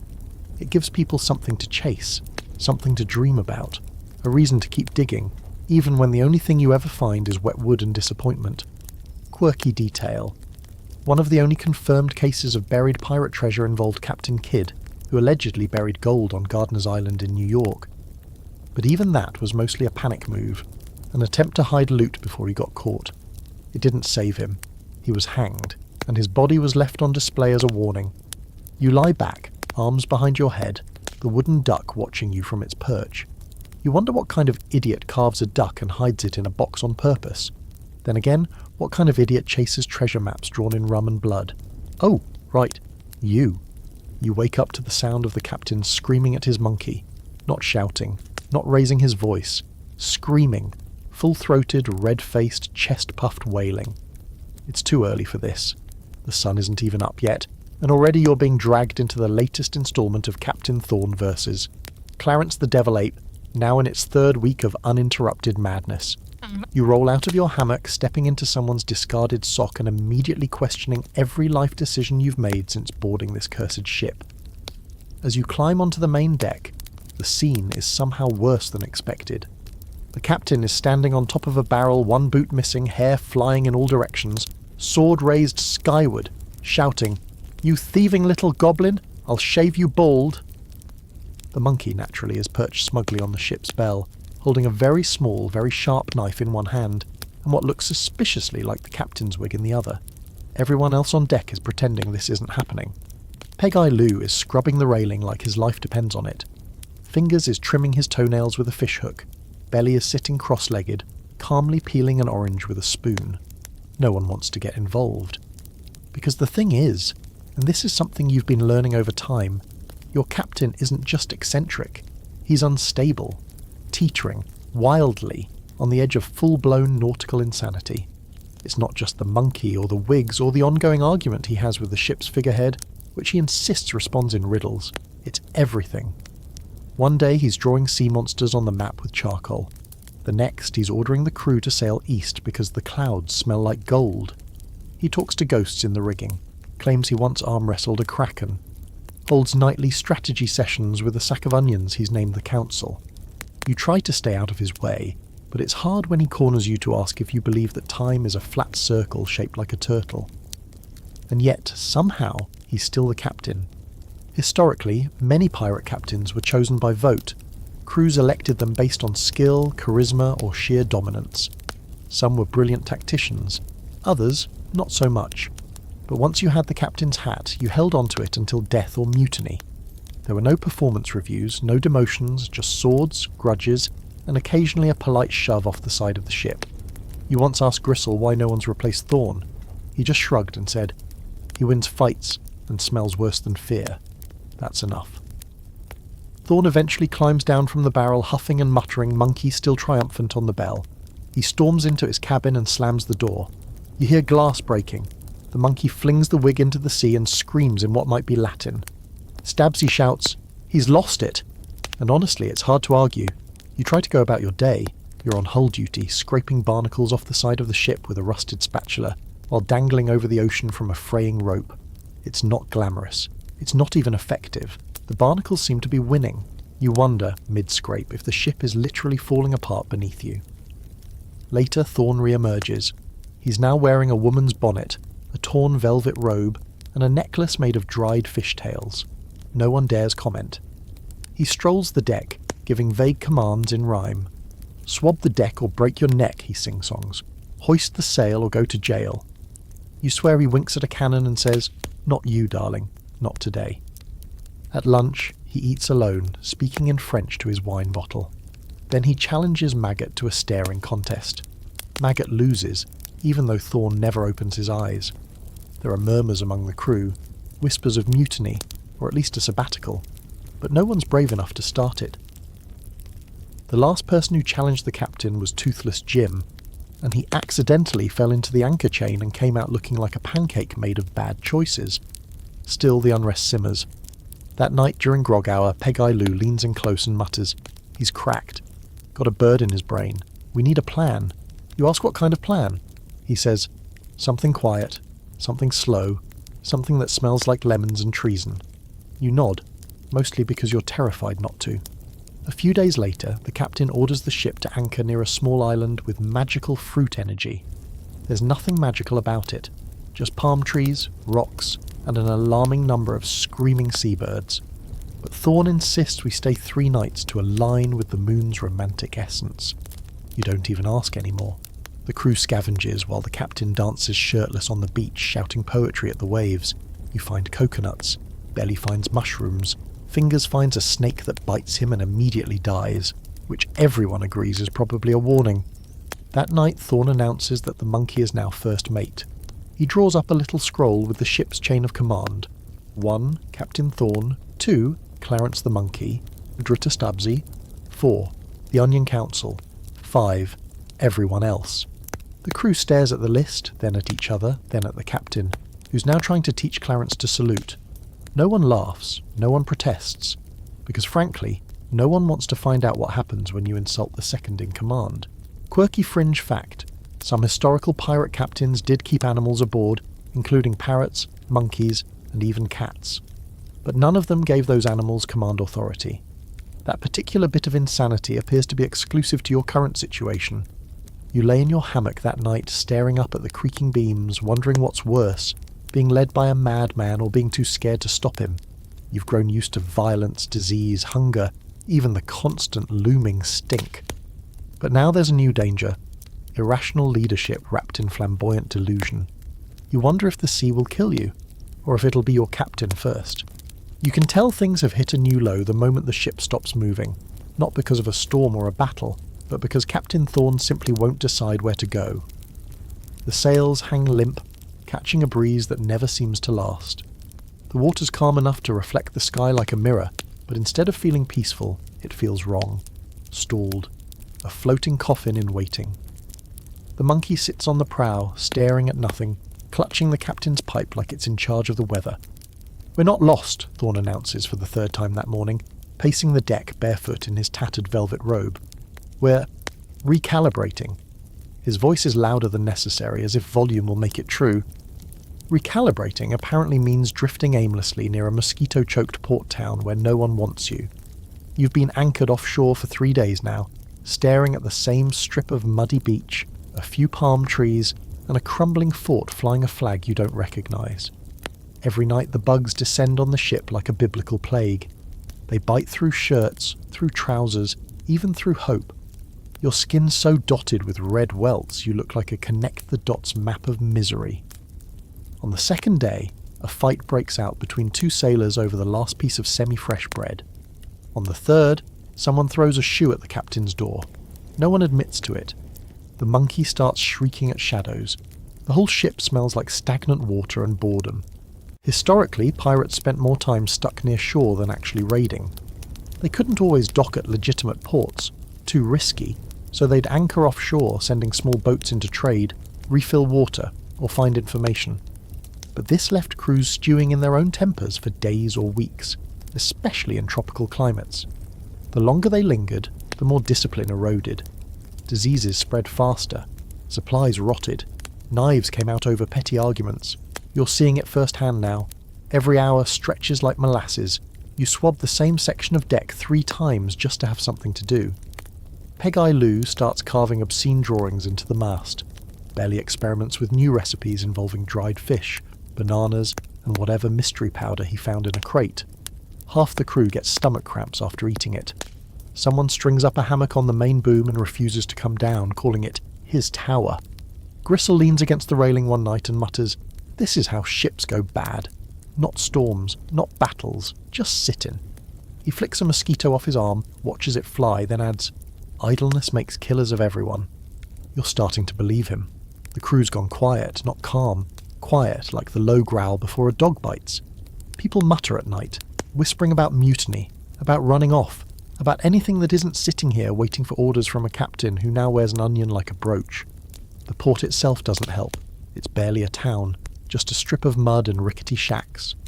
At dusk you can see the faint glow of fires from the shore and hear faint singing, but no one ventures out to investigate. The captain says you're negotiating invisibly. Everyone else thinks he's just scared of whoever controls that fort. One morning, a boat rows out from the shore. 2 figures inside. They get close enough for you to see they're traders, carrying sacks of something that smells like citrus and lies. They climb aboard, eyes darting, and spread out a handful of goods: limes, saltfish, cheap knives, and news. Thorn buys the limes but refuses to hear the news. Says, the ocean tells him everything he needs to know. You watch as one of the traders smirks, pocketing the coins. He's already looking at your ship like it's a floating story he'll tell tonight in some tavern. The crazy pirate with the monkey and the onion jewellery. Quirky fringe fact. Some pirate crews actually had written waiting protocols for these lulls. Songs, games, even wrestling matches to burn off steam. Others simply drank themselves unconscious. Your ship does a mix of both, mostly the drinking. By the 5th day, the bugs have driven everyone half mad. People scratch themselves raw. You wake up with welts on your eyelids. The monkey throws the captain's logbook overboard. Thorn simply watches it float away, murmuring about casting off old skins. That night you can't sleep. The air is thick, unmoving, buzzing with insects and low murmurs from the crew. You stare at the beams above you, fingernails digging into your palms, wondering how much longer this can hold before something snaps. You imagine waking up to find the captain gone, the monkey steering the ship, the crew carving up the deck for firewood. When dawn comes, the horizon is still empty. The fort's flag still flutters on shore. The mosquitoes still hum like tiny saws. The crew moves slowly, scratching, muttering, eyes darting to the captain's cabin. It's not the storm or the cannon fire that scares you anymore, it's the waiting. It happens at dawn, the kind of dawn where the sea looks like polished pewter and the sky like ash. You're still half asleep in your hammock when the first shout echoes through the hold.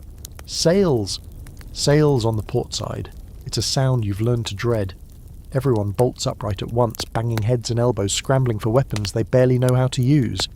You snatch up your rusty dagger and stumble toward the ladder, heart hammering. Up on deck, the horizon is already alive with movement.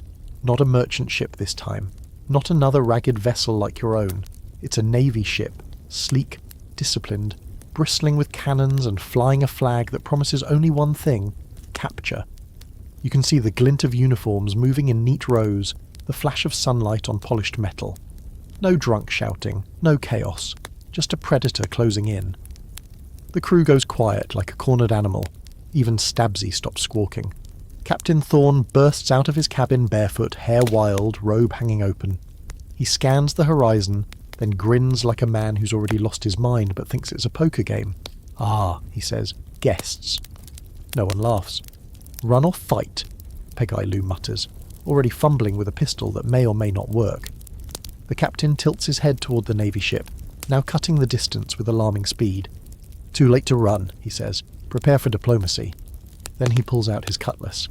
Diplomacy apparently means chaos. The crew springs into motion, but it's sloppy, frantic. Cannons are rolled into position but not tied down. Powder spills across the deck. Someone drops a ball overboard. Someone else tries to hoist the sails, only to realise they're already up. You run with a barrel of shot toward Fingers, who's swearing and ramming powder like a man possessed. Historically, when pirates were captured by the Navy, it almost never ended well. Trials were swift, sentences harsher, and executions public. The gallows was a very real endpoint for most who dared raise a black flag.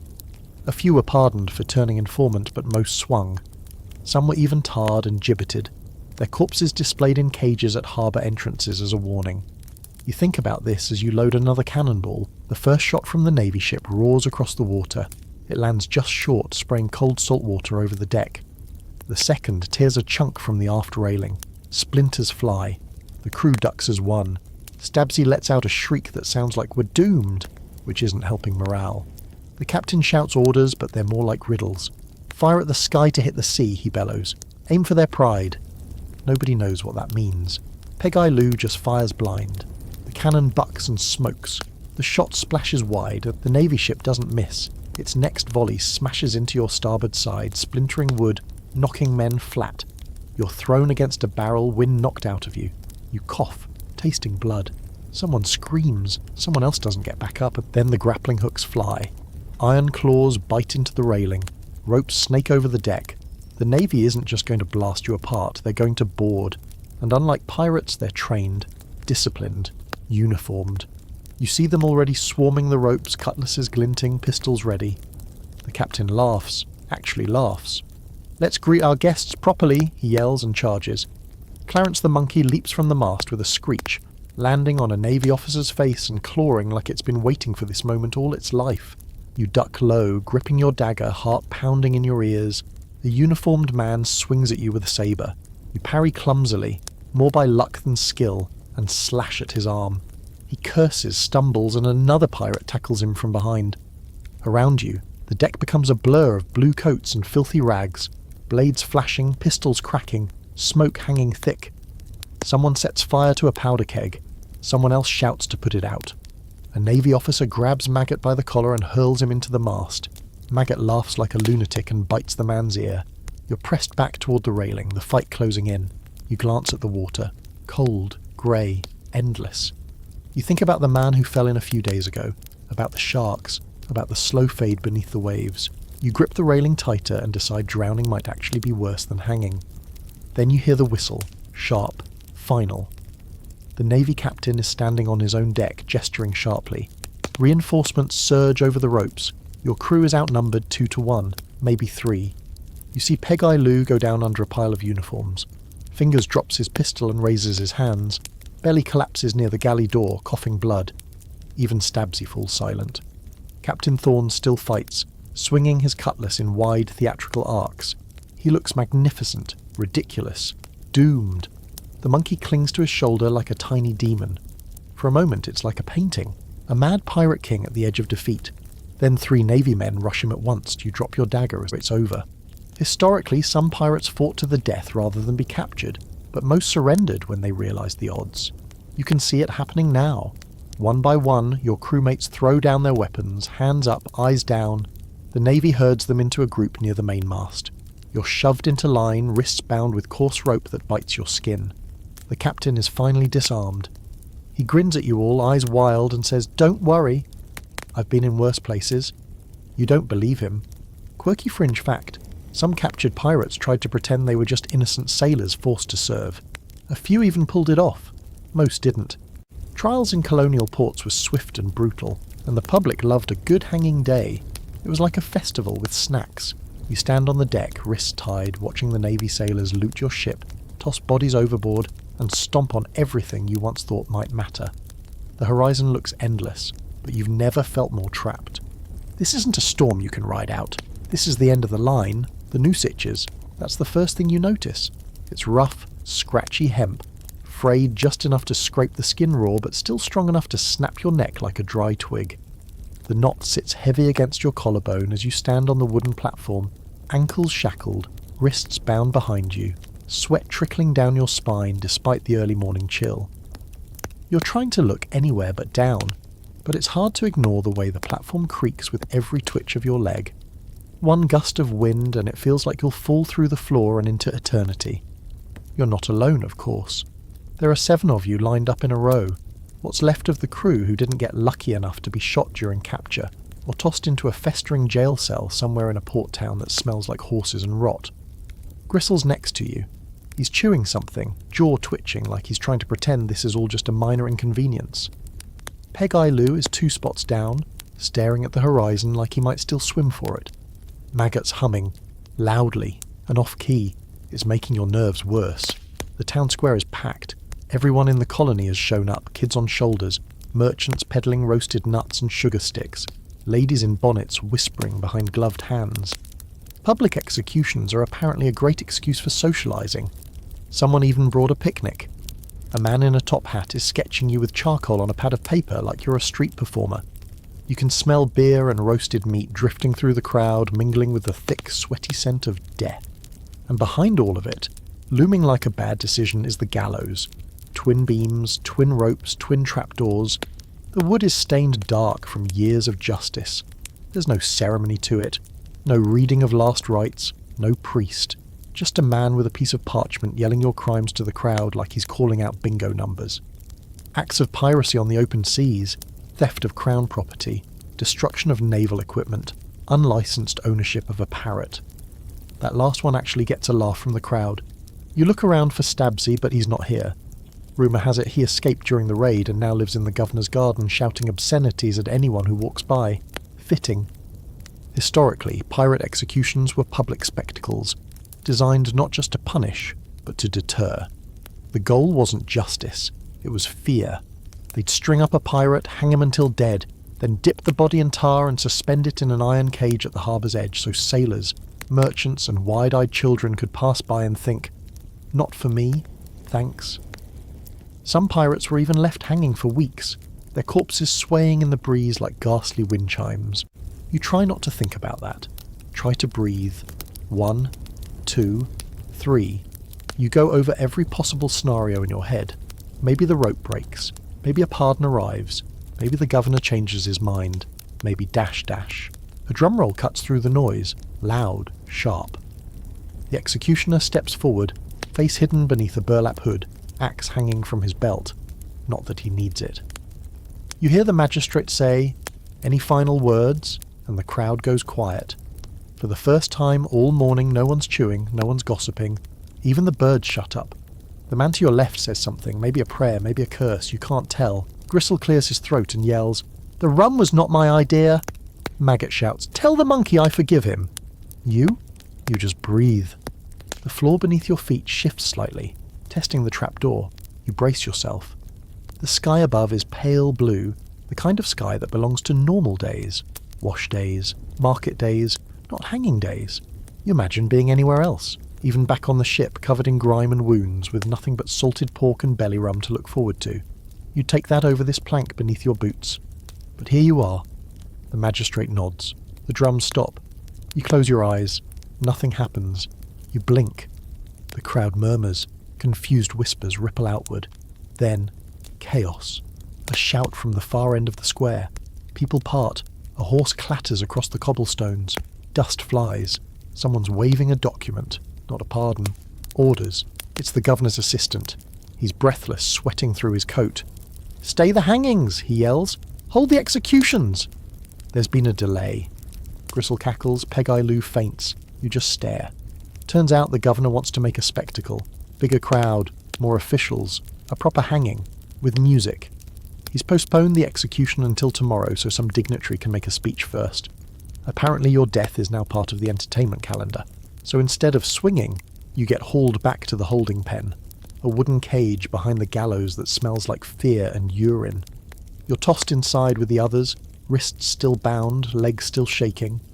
The crowd slowly disperses, disappointed. Some throw garbage, one kid spits.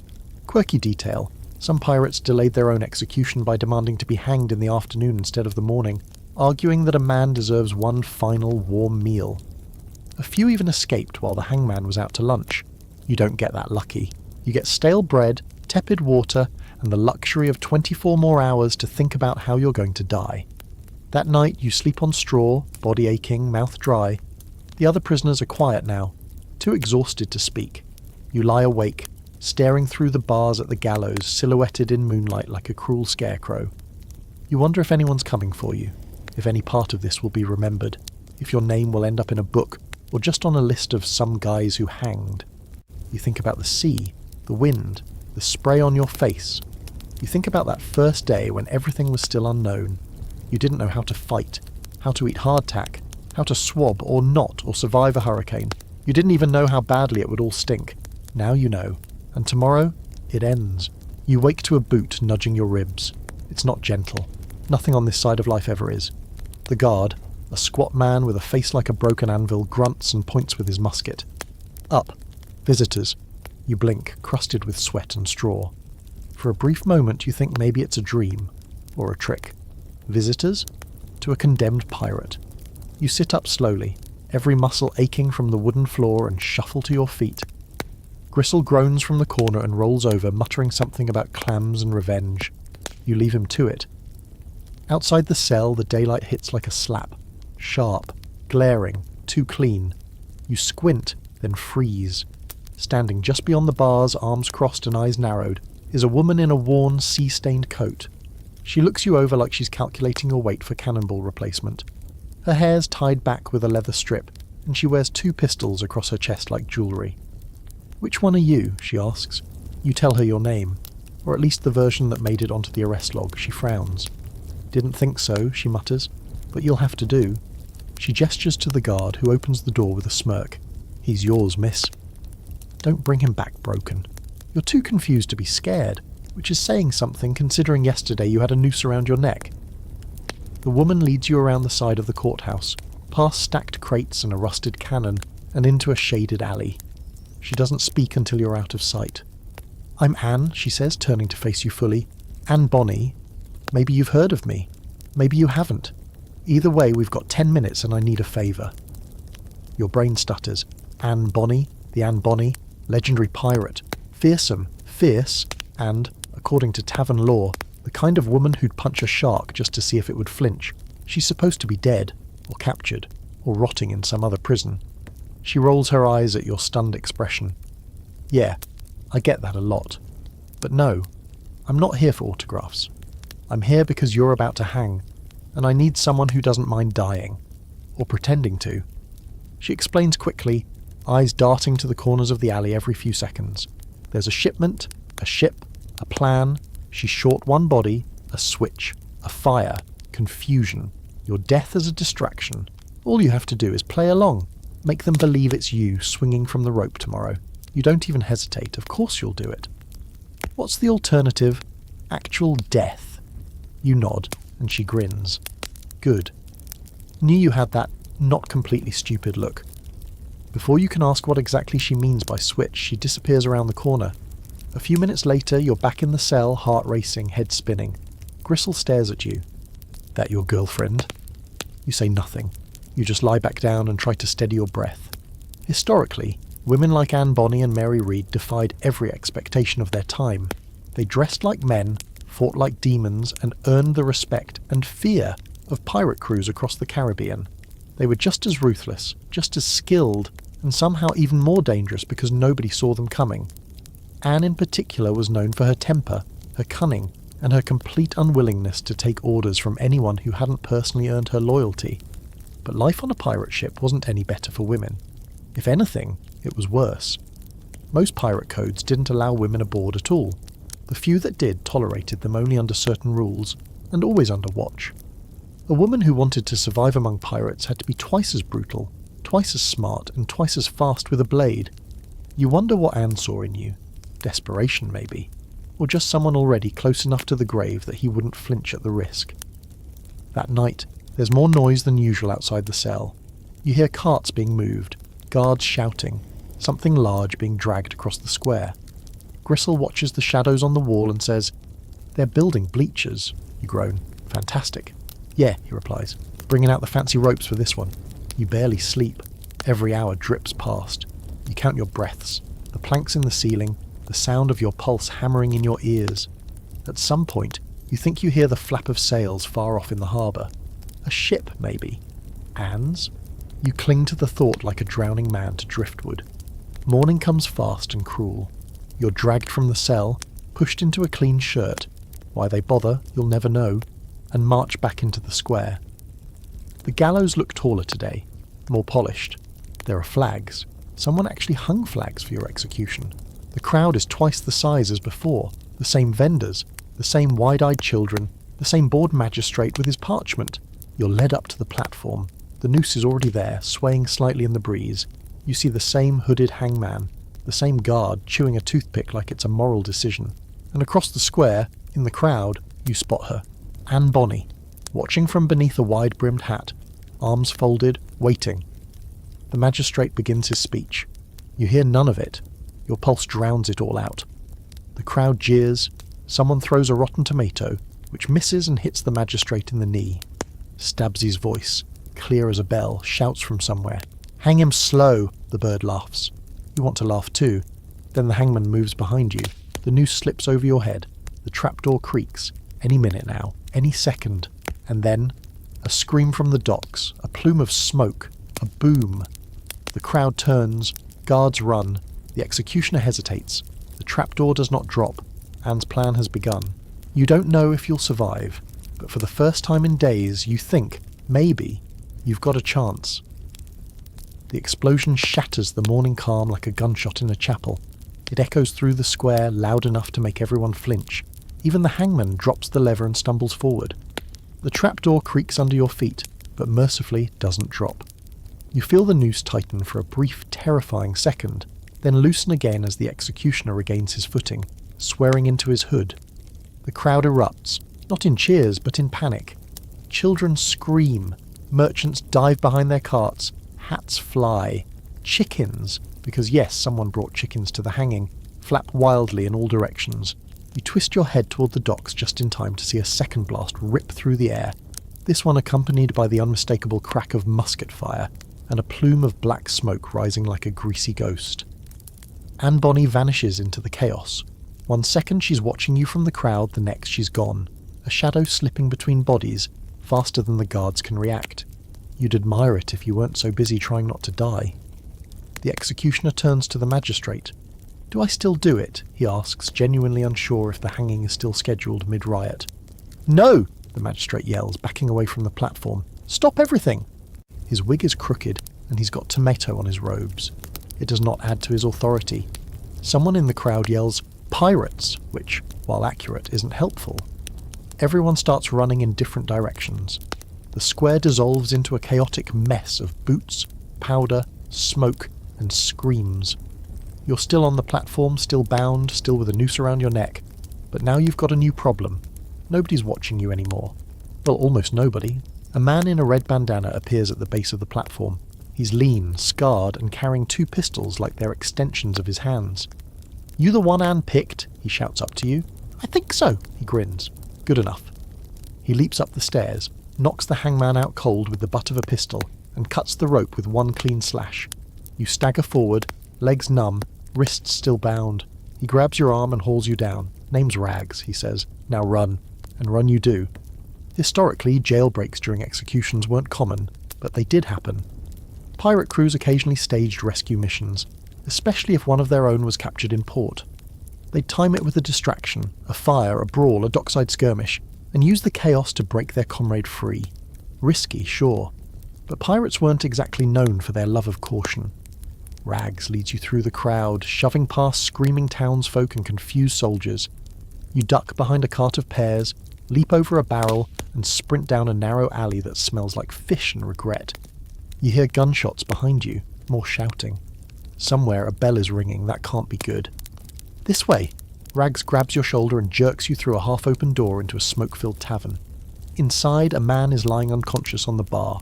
2 women are fighting over a boot, and a goat is chewing on the corner of a map. Rags nods toward the back. Out through the kitchen. You don't argue. The kitchen is somehow worse than the alley. Hot, cramped, filled with the smell of rotting onions and overcooked pork. A cook shrieks as you barrel through, dropping a cleaver onto someone's foot. You burst through the back door and out into sunlight just in time to see a wagon, horses hitched and snorting, waiting in the alley. Anne's already sitting in the driver's seat, reins in hand. She tosses you a knife. "Cut your wrists free." We've got 5 minutes before the soldiers regroup. You saw through the rope like your life depends on it. Because, well, it does. The moment your hands are free, you climb into the back of the wagon, hunch down between crates, and hold on. The horses take off like they've been promised freedom and apples. The wagon rattles down the alley, over cobblestones, and straight through the open gate at the far end of town, just before it slams shut behind you. You can still hear the guards shouting, but they're too slow. You're already gone. You don't breathe for the next 10 minutes. When the wagon finally slows near the tree line outside town, Anne jumps down and helps you climb out. Her hand is rough, steady, and not nearly as cold as you expect. "Well," she says, brushing a leaf from your shoulder, "you didn't die. That's a start." You manage a laugh, though it comes out more like a wheeze. "What now?" She pulls a satchel from the wagon, tosses you a canteen, and starts walking toward a path that leads into the hills. "Now?" We find the ship. You earn your place. "You're not just leaving me here?" "You're useful," she says. "At least you might be." Don't prove me wrong. You follow. As the sound of town fades behind you, replaced by rustling leaves and the distant call of birds, you feel something unfamiliar stirring in your chest. Hope. Not much, just a flicker. But it's more than you've felt in weeks. Quirky detail. Anne Bonny and Mary Read were captured but spared the gallows. Temporarily. because they were pregnant. It's one of the few historical cases where "I'm with child" was used as a legitimate stay of execution. Eventually their fates vanished into the fog of time. Some say they escaped, some say they died in prison, others believe they simply changed names and vanished back into the sea. You hike for hours, muscles aching, breath ragged. At one point you stumble and Anne helps you up without comment. No judgment, no lecture, just a nod. As the sun sets, you crest a hill, and there it is. The ship. Smaller than Thorns, sleeker, painted black. No flag, no name, just sails waiting to unfurl like the wings of some silent predator. Pirates, yes, but different. Anne looks at you and says, "Welcome to your second chance." You believe her? You never thought you'd step onto another pirate ship willingly. And yet, here you are. Feet touching, deck planks still damp from morning dew, the sails overhead twitching gently in the breeze, the rigging creaking like it's waking from a long nap. The ship is leaner than Thorns, better kept, and strangely quiet. No shouting, no stench of rotting meat, no one throwing a bucket at your head. It's so unfamiliar, you almost flinch at the calm. Anne strides ahead like she owns the ocean, and maybe she does, a little. The crew acknowledges her with curt nods and quick, efficient movements. No bowing, no grovelling, just quiet respect and a kind of unspoken readiness. You're not sure if it's discipline or the kind of tension that comes before a mutiny. Either way, no one's trying to stab anyone, so it's already a massive upgrade. You trail behind her, still unsure if you're a prisoner, a crewmate, or just some meat shield with a decent grip. "You'll bunk in the forward hold," she says, not looking back. "You don't steal. You don't touch anyone's blade. You speak when spoken to. And if you smell worse than the bilge, you bathe in the ocean. Understood." You nod, a little too eagerly, and she gives a faint, approving grunt. Below deck, things are tight but organised. Hammocks are spaced in neat rows, gear is stowed away, and someone even scrawled sea shanty lyrics on the walls in reasonably legible handwriting. You drop your satchel, what little Anne gave you, into the corner and try not to look too obviously impressed. This isn't just a pirate crew, this is something else. Over the next few days you learn what that something is. Anne doesn't run a floating madhouse like Captain Thorn. Her ship is disciplined, efficient. The crew actually works, without threats. They clean, they maintain, they train, they sleep in shifts, eat in silence, and don't fling knives for fun during lunch. They call her Captain Bonnie, or just Captain, and they listen. Because when she speaks, they know she means it. Even the food is better. Real bread, slightly stale but edible, dried fish with herbs, salted meat that doesn't glow in the dark. You get grog, yes, but watered down just enough to take the edge off without making people scream about sea ghosts. At first, you're kept out of most things. You're the new one, the outsider, the man who had a rope around his neck and barely dodged the drop. They don't trust you yet. Fair. You wouldn't trust you either. So you swab, mend, patch sails, clean boots, oil blades, and keep your head down. Then one day Anne hands you a pistol. "You ever fire one of these?" she asks. You nod. You have, technically, once. It jammed. You dropped it. Someone else picked it up and hit you with the butt end, but still, yes, technically. "Then prove it," she says, tossing a rusty coin into the air. You raise the pistol, aim, and miss. Wildly. The coin hits the deck. She picks it up, smirking. "Well, at least you didn't shoot me." That's something. She spends the next hour drilling you, stance, grip, reloading. She's patient but blunt. Every mistake gets called out. Every improvement gets a nod. It's like being slapped and praised at the same time. Somehow you don't mind. Historically, Anne Bonny wasn't just brave. She was lethal. Known for her ferocity in battle, she often disguised herself as a man until things went sideways. At which point she'd make it very clear who she was right before putting a blade in someone's stomach. She and Mary Read were famously the last two pirates fighting on deck during a raid, while the rest of their crew cowered below. If loyalty had a face, it probably looked a lot like Anne, scowling and covered in someone else's blood. Over the next week you start to feel something strange. Purpose. You're given real tasks. Not just punishment work, but meaningful jobs. Helping chart navigation routes, assisting the cook, who isn't named Belly and doesn't believe in garlic-based medical treatments, maintaining weapons. You learn knots you've never seen before, tricks for reading the wind, signals in the clouds. You're not just surviving anymore, you're becoming something. You even get a nickname, Ropes. Not the worst, considering the alternatives. Apparently one guy used to be called Puddle because he cried in the rain. You'll take Ropes. But it's not all discipline and purpose. There's a darker edge too. Anne doesn't take failure lightly. One evening a crewmate falls asleep during night watch. Anne finds him. She doesn't scream. She doesn't make a scene. She simply stares at him until he breaks down apologising. Then she relieves him of his weapon and assigns him latrine duty for a week. Simple, cold, final. Another time during a storm a crewmate panics and nearly wrecks the mainsail trying to catch the wind. Anne doesn't hesitate, smacks him with the flat of her blade and tells him, "The next time you forget what I taught you, I'll leave you with the wind." And just like that the crew adjusts. No one mutters, no one rebels, because they know she's right. Quirky detail. While most pirate crews were male-dominated, there were more female pirates than history admits, many of them operating in disguise, some not bothering. Women who earned respect did so with blood and fire. Anne wasn't alone, she was just the loudest. One night, Anne pulls you aside as the moon hangs low over the waves. The ship drifts silently, sails furled, crew sleeping. She sits on a crate, knife in hand, cleaning her nails. "You were with Thorn," she says. Not a question, a statement. You nod. "I didn't have much of a choice." "None of us did," she says. "He was a monster." You don't disagree. "I knew him once," she continues, "before he lost his mind, before the monkey and the talking onions and the time he tried to marry his own reflection." You blink. He used to be sharp, fearless, but power makes people sick. She looks at you, eyes hard. "Don't chase it. Not if you want to keep your soul." You nod again, slower this time. You understand. Maybe more than you want to. She stands, tucks the knife into her belt and walks away. You sit on the deck long after she's gone, listening to the water slap the hull, feeling the ship sway like it's breathing beneath you. And for the first time in this whole miserable, confusing, godforsaken journey, you feel like maybe, just maybe, you've landed somewhere worth staying. You wake to shouting, but not the panicked, every man for himself kind of shouting you grew used to on Thorn's ship. This is coordinated, purposeful. You roll out of your hammock, boots already half-laced, and scramble topside to find the crew gathering at the rails. The sun's just cresting over the waves, golden and blinding, but everyone's eyes are on the horizon, and there, just visible in the distance, is a black dot cutting across the water. A ship. Anne's voice rings out before you can ask. "Spanish galleon, loaded, slow, probably hung over."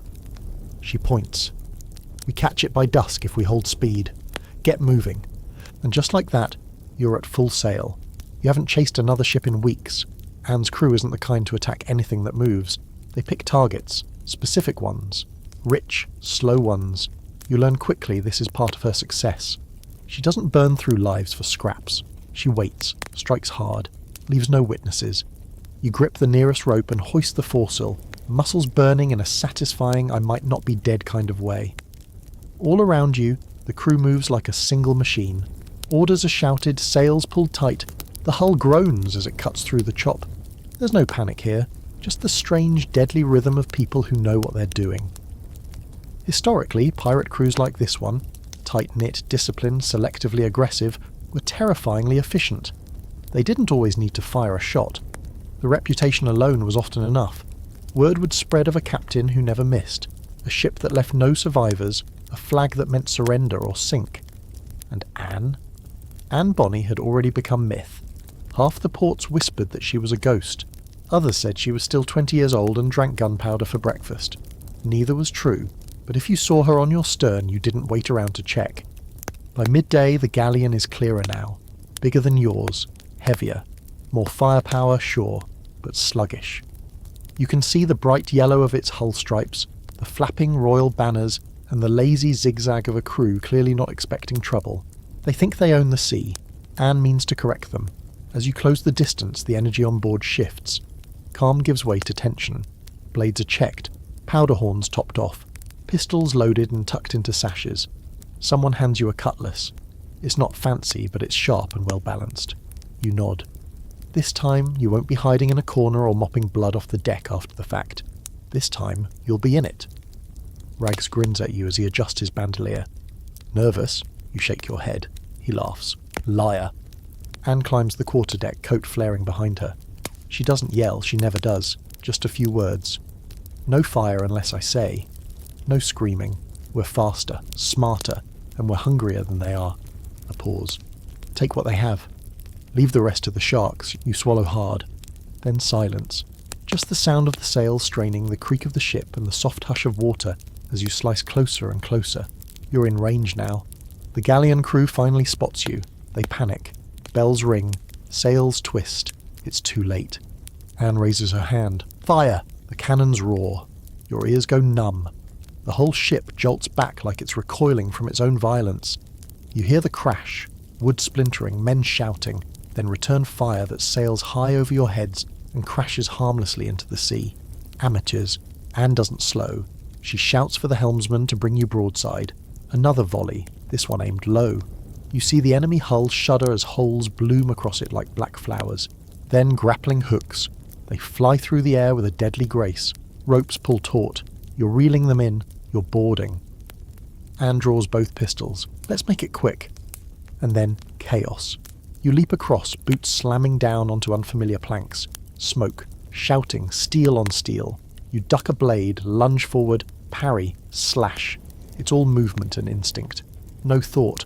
Just the pulse pounding in your throat and the sting of salt in your eyes. You catch a man charging Anne from behind. You shout. She turns and shoots him without blinking. The shot blows half his hat off and most of his brain. She nods at you. Good eye. Somewhere near the stern, Rags is wrestling a man twice his size into a barrel. Maggots in the rigging above, hurling down nets and screaming obscenities in at least 3 languages. You spot the cook bashing someone with a frying pan. The galleon crew breaks quickly. Most surrender, some jump overboard. A few try to hide below decks, but Anne's crew roots them out like termites. Within 15 minutes the ship is yours. No major damage, no casualties on your side. And in the hold, gold. Chests of it. You help pry one open and your mouth goes dry. Coins, goblets, jewel-studded crucifixes. The kind of haul people kill each other over, or write songs about. You stare at it and realise this isn't myth. This is real, and now it's yours. Back on deck, Anne is overseeing the prisoners. A few are roped together. Most look terrified. One is mouthing a prayer. Anne gives them a choice, join or jump. A few leap into the sea. Most choose to live. She nods, satisfied. Historically, pirate crews offered this exact deal. They weren't recruiters in the traditional sense, but they were practical. Why waste blood if someone might be useful? Of course, joining didn't mean safety. If you betrayed the code, if you stole from your crewmates, if you lied, well, the sea always had room for one more body. That night the celebration is quiet but intense.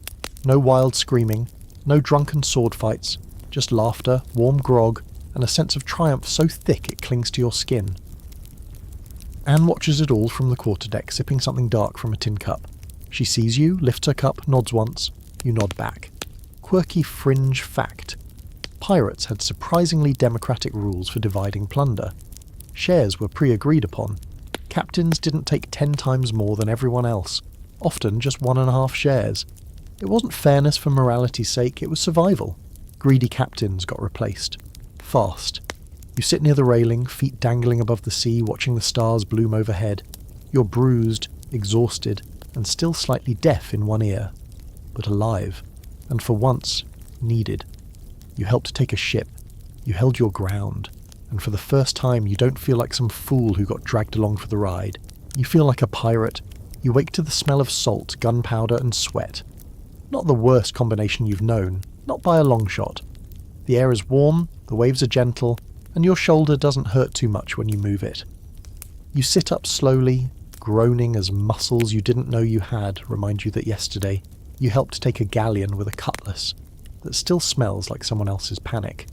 The crew's already up and moving, cleaning, repairing, counting the loot for the 5th time, not because it changed, but because it's unbelievable.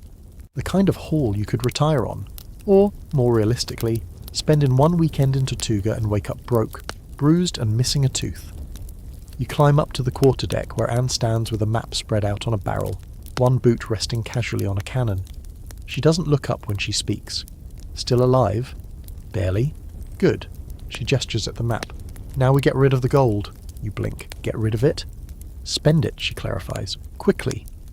Before anyone gets greedy. And there it is. The unspoken truth about piracy. Treasure is heavy. Not just the weight of gold, but the trouble it drags behind it. Every coin a crew member pockets is one step closer to envy, paranoia, betrayal.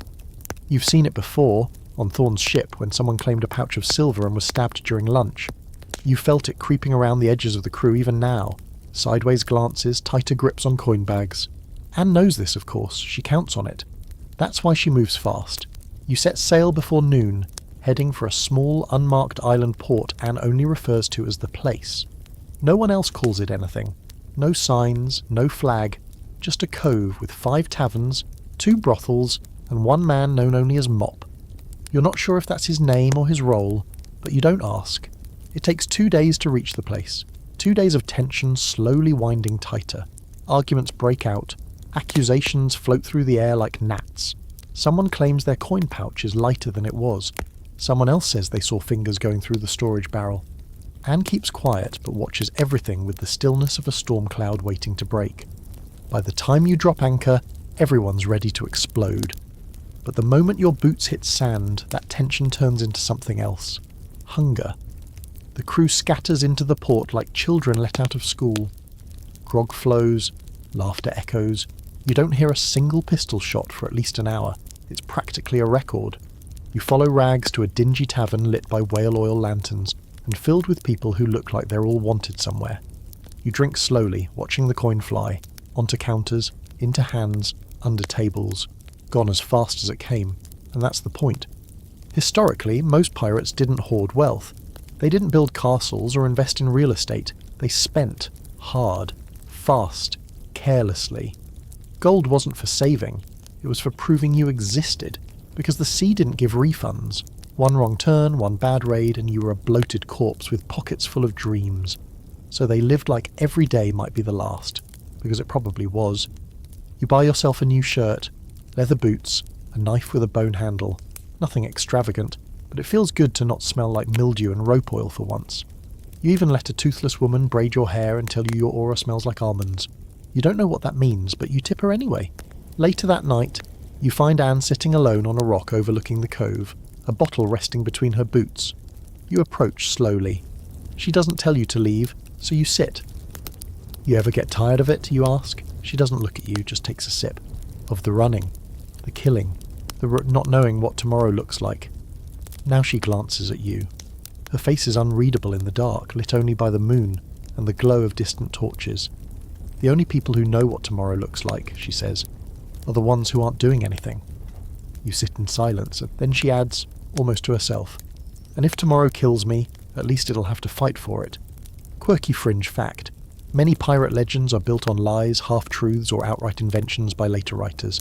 The treasure map trope, total fiction. Eye patches and peg legs, mostly exaggerations. Some real pirates did have injuries, sure, but the myth became larger than the reality. The truth was messier, sadder, funnier, and sometimes more boring. You leave Anne alone and wander back to the dock where a group of crew members are passing around a carved wooden duck someone swears brings good luck. You're almost sure it came from Thorne's ship. Somehow it's still intact, still haunting you. You stare out at the anchored ship, swaying gently under a sky full of stars, and wonder, is this it? Is this your life now? Not just sailing and fighting, but this, the in-between. The drinking, the drifting, the endless cycle of plunder and purge. You're not sure if you like it, but you're not sure if there's anything else. You hear a voice from behind you. Gristle, drunk and leaning against a barrel. You know the secret, he slurs. Everyone lies about pirates, even the pirates. What do you mean? He squints at you like you've asked the dumbest question in the world. We all tell stories, big ones. Say we took on 3 ships alone, or found cursed gold, or kissed a mermaid.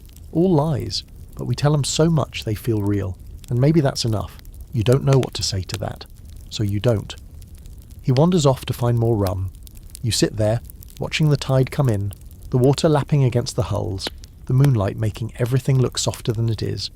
Tomorrow you'll sail again, maybe find another ship, maybe get caught, maybe die. But tonight at least you're rich, you're warm, and nobody's trying to hang you. That's got to count for something. You try to leave in the dead of night, you really do.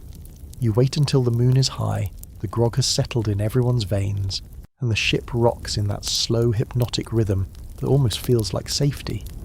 You stuff your satchel with whatever coins you haven't spent, grab some hardtack from the galley, and slip quietly down the gangplank. You make it 10 steps onto the dock before Clarence the monkey, yes, that monkey, because of course he's here now, drops from a rooftop and lands directly on your back. You let out a strangled yell which turns into a groan as you try to peel him off your head. He screeches once, and suddenly Anne's voice cuts through the night like a blade.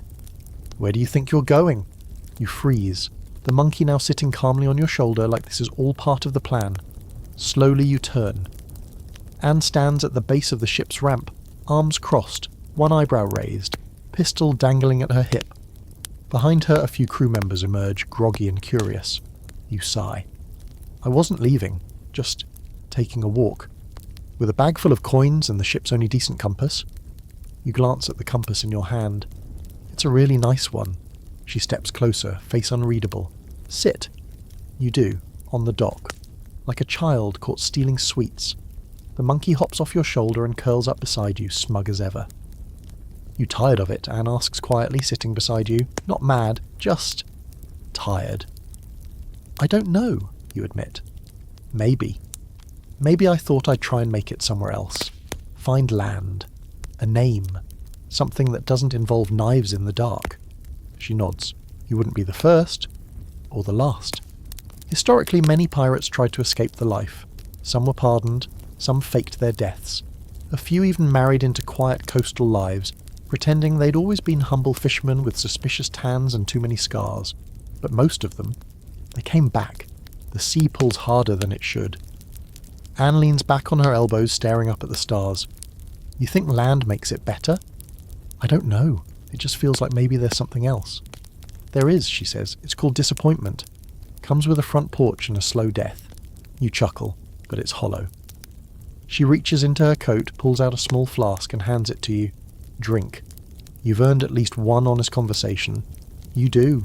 It burns. Probably rum or fire or both. "I was like you once," she says. "Thought I could get away. Live quiet, get married, be someone else." You look at her. "What happened?" She shrugs. "He cheated. I stabbed him. Ran off with his horse. Kept the coat." There's silence between you for a moment. Not uncomfortable, just still. The kind of stillness that only comes after long days and longer truths. Then she says, "You want to go? Go. I won't stop you. But just know, everybody who leaves comes back different. Softer. Or meaner. Either way, not the same." You nod slowly. "I just didn't want to die on someone else's terms," you whisper. "Not again." And there it is. The real thing. The truth you've been carrying since Thorne's madness, since the gallows, since the first time you picked up a blade and hoped it would be someone else's blood instead of yours. She doesn't speak for a long time, then she stands. "Well," she says, brushing dust from her coat, "if you're going to run, don't do it in your socks. And take Clarence with you. He's driving me mad." The monkey screeches, offended. You laugh. Really laugh. The next morning you don't leave. Not because you're afraid or cornered, but because, surprisingly, you don't want to. Instead, you wake with the rest of the crew. You eat with them, work beside them. You take your turn at the helm under Anne's watchful eye. She says nothing, just lets you steer. A quiet nod when you don't capsize the ship is praise enough. But the strange part, no one mentions your attempted escape. Not even a joke. Not even a raised eyebrow. It's like they knew, expected it, and moved on. As if every one of them had done the same, once. Or tried. One night, Rags leans in during dinner and says, "We all run. Just some of us get better at coming back." You don't respond. You're too busy feeling something strange in your chest. It isn't joy, not really, but it's close. Quirky fringe fact. There are recorded cases of pirates escaping trial, living for years as ordinary citizens, only to voluntarily return to the sea. Not for the gold, not even for the fight, just for the life, because on land you're one of many. Out here, you're something else. Later, while watching the stars again, you finally say it out loud. "I don't think I want to be a hero." Anne beside you smirks. You think any of us are. And in that moment you finally understand. You're not here to be good, or famous, or free from pain. You're here because the sea took everything else, and what's left, the bruises, the blood, the dark jokes and endless storms, that's yours. You didn't choose this life, but you're living it now, and you're not done yet. The storm hits hard. No warning, no ominous sky, just wind. Sharp, sudden, like a slap from a god you forgot to worship. One moment, you're half asleep in your hammock, rocking gently with the sway of the calm sea. The next, there's a deafening crack, a lurch, and a bucket of cold water slams into your face as the ship lists violently to starboard. You don't ask questions, you run. Above deck, it's chaos. Rain pelts your skin like gravel. Wind screams like a banshee. The sails whip violently, half unfurled, snapping like they want to break free and fly off without you. Figures dart through the dark, shouting over the storm. You grab hold of the nearest rope and cling to it as water rushes across the deck, carrying away everything that isn't tied down, including, for one horrifying moment, fingers. He vanishes over the rail with a yelp, hand outstretched. You don't see him resurface. Anne's already at the helm, soaked to the bone but locked in place like she's carved from the ship itself. "Reef the mainsail," she bellows, voice cutting through the wind. "Now."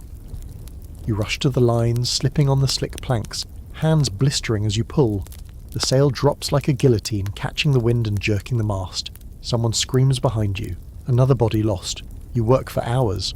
Hours, without rest. Rain in your eyes, salt on your lips. The world has shrunk to ropes and wind and the sound of the sea trying to kill you in increasingly creative ways. You've never been more exhausted, or more awake, or more certain that you're not in fact cut out for this. Historically, storms were one of the greatest threats to pirates. Not naval battles, not mutinies, not disease. The sea itself was the most consistent killer. A single mistake, misjudged wind, rotten rigging, a fire below deck could send an entire crew to the bottom. Ships disappeared regularly. No wreckage, no survivors. Just stories whispered in coastal taverns about what might have happened. Your hands are bleeding, you've lost feeling in your fingers. The ship groans beneath you like it's about to break in half. The mainmast shudders violently, and for a moment you think it's going to crack. You brace for the sound, but it holds. Somehow Anne keeps the ship steady, guiding her through the storm like a blindfolded thief threading a needle during an earthquake. Her knuckles are white on the wheel. Her coat is torn. Her face is calm. And you realise something, even now, soaked and shivering and barely alive. She's not afraid, not of the sea, not of dying, not of anything.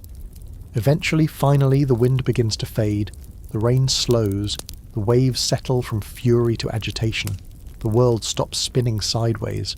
The ship limps forward, bruised but floating. And then silence. You collapse on the deck, cheek pressed to the wet wood. You might be crying, or laughing, or both. You can't tell. Anne appears above you, hair plastered to her face, one hand still on the wheel. She says nothing, just gives you a slow, grim nod like, "Well, you didn't die. That's something." You manage a thumbs up. The next day the sun rises like nothing happened. The sea is calm, birds circle.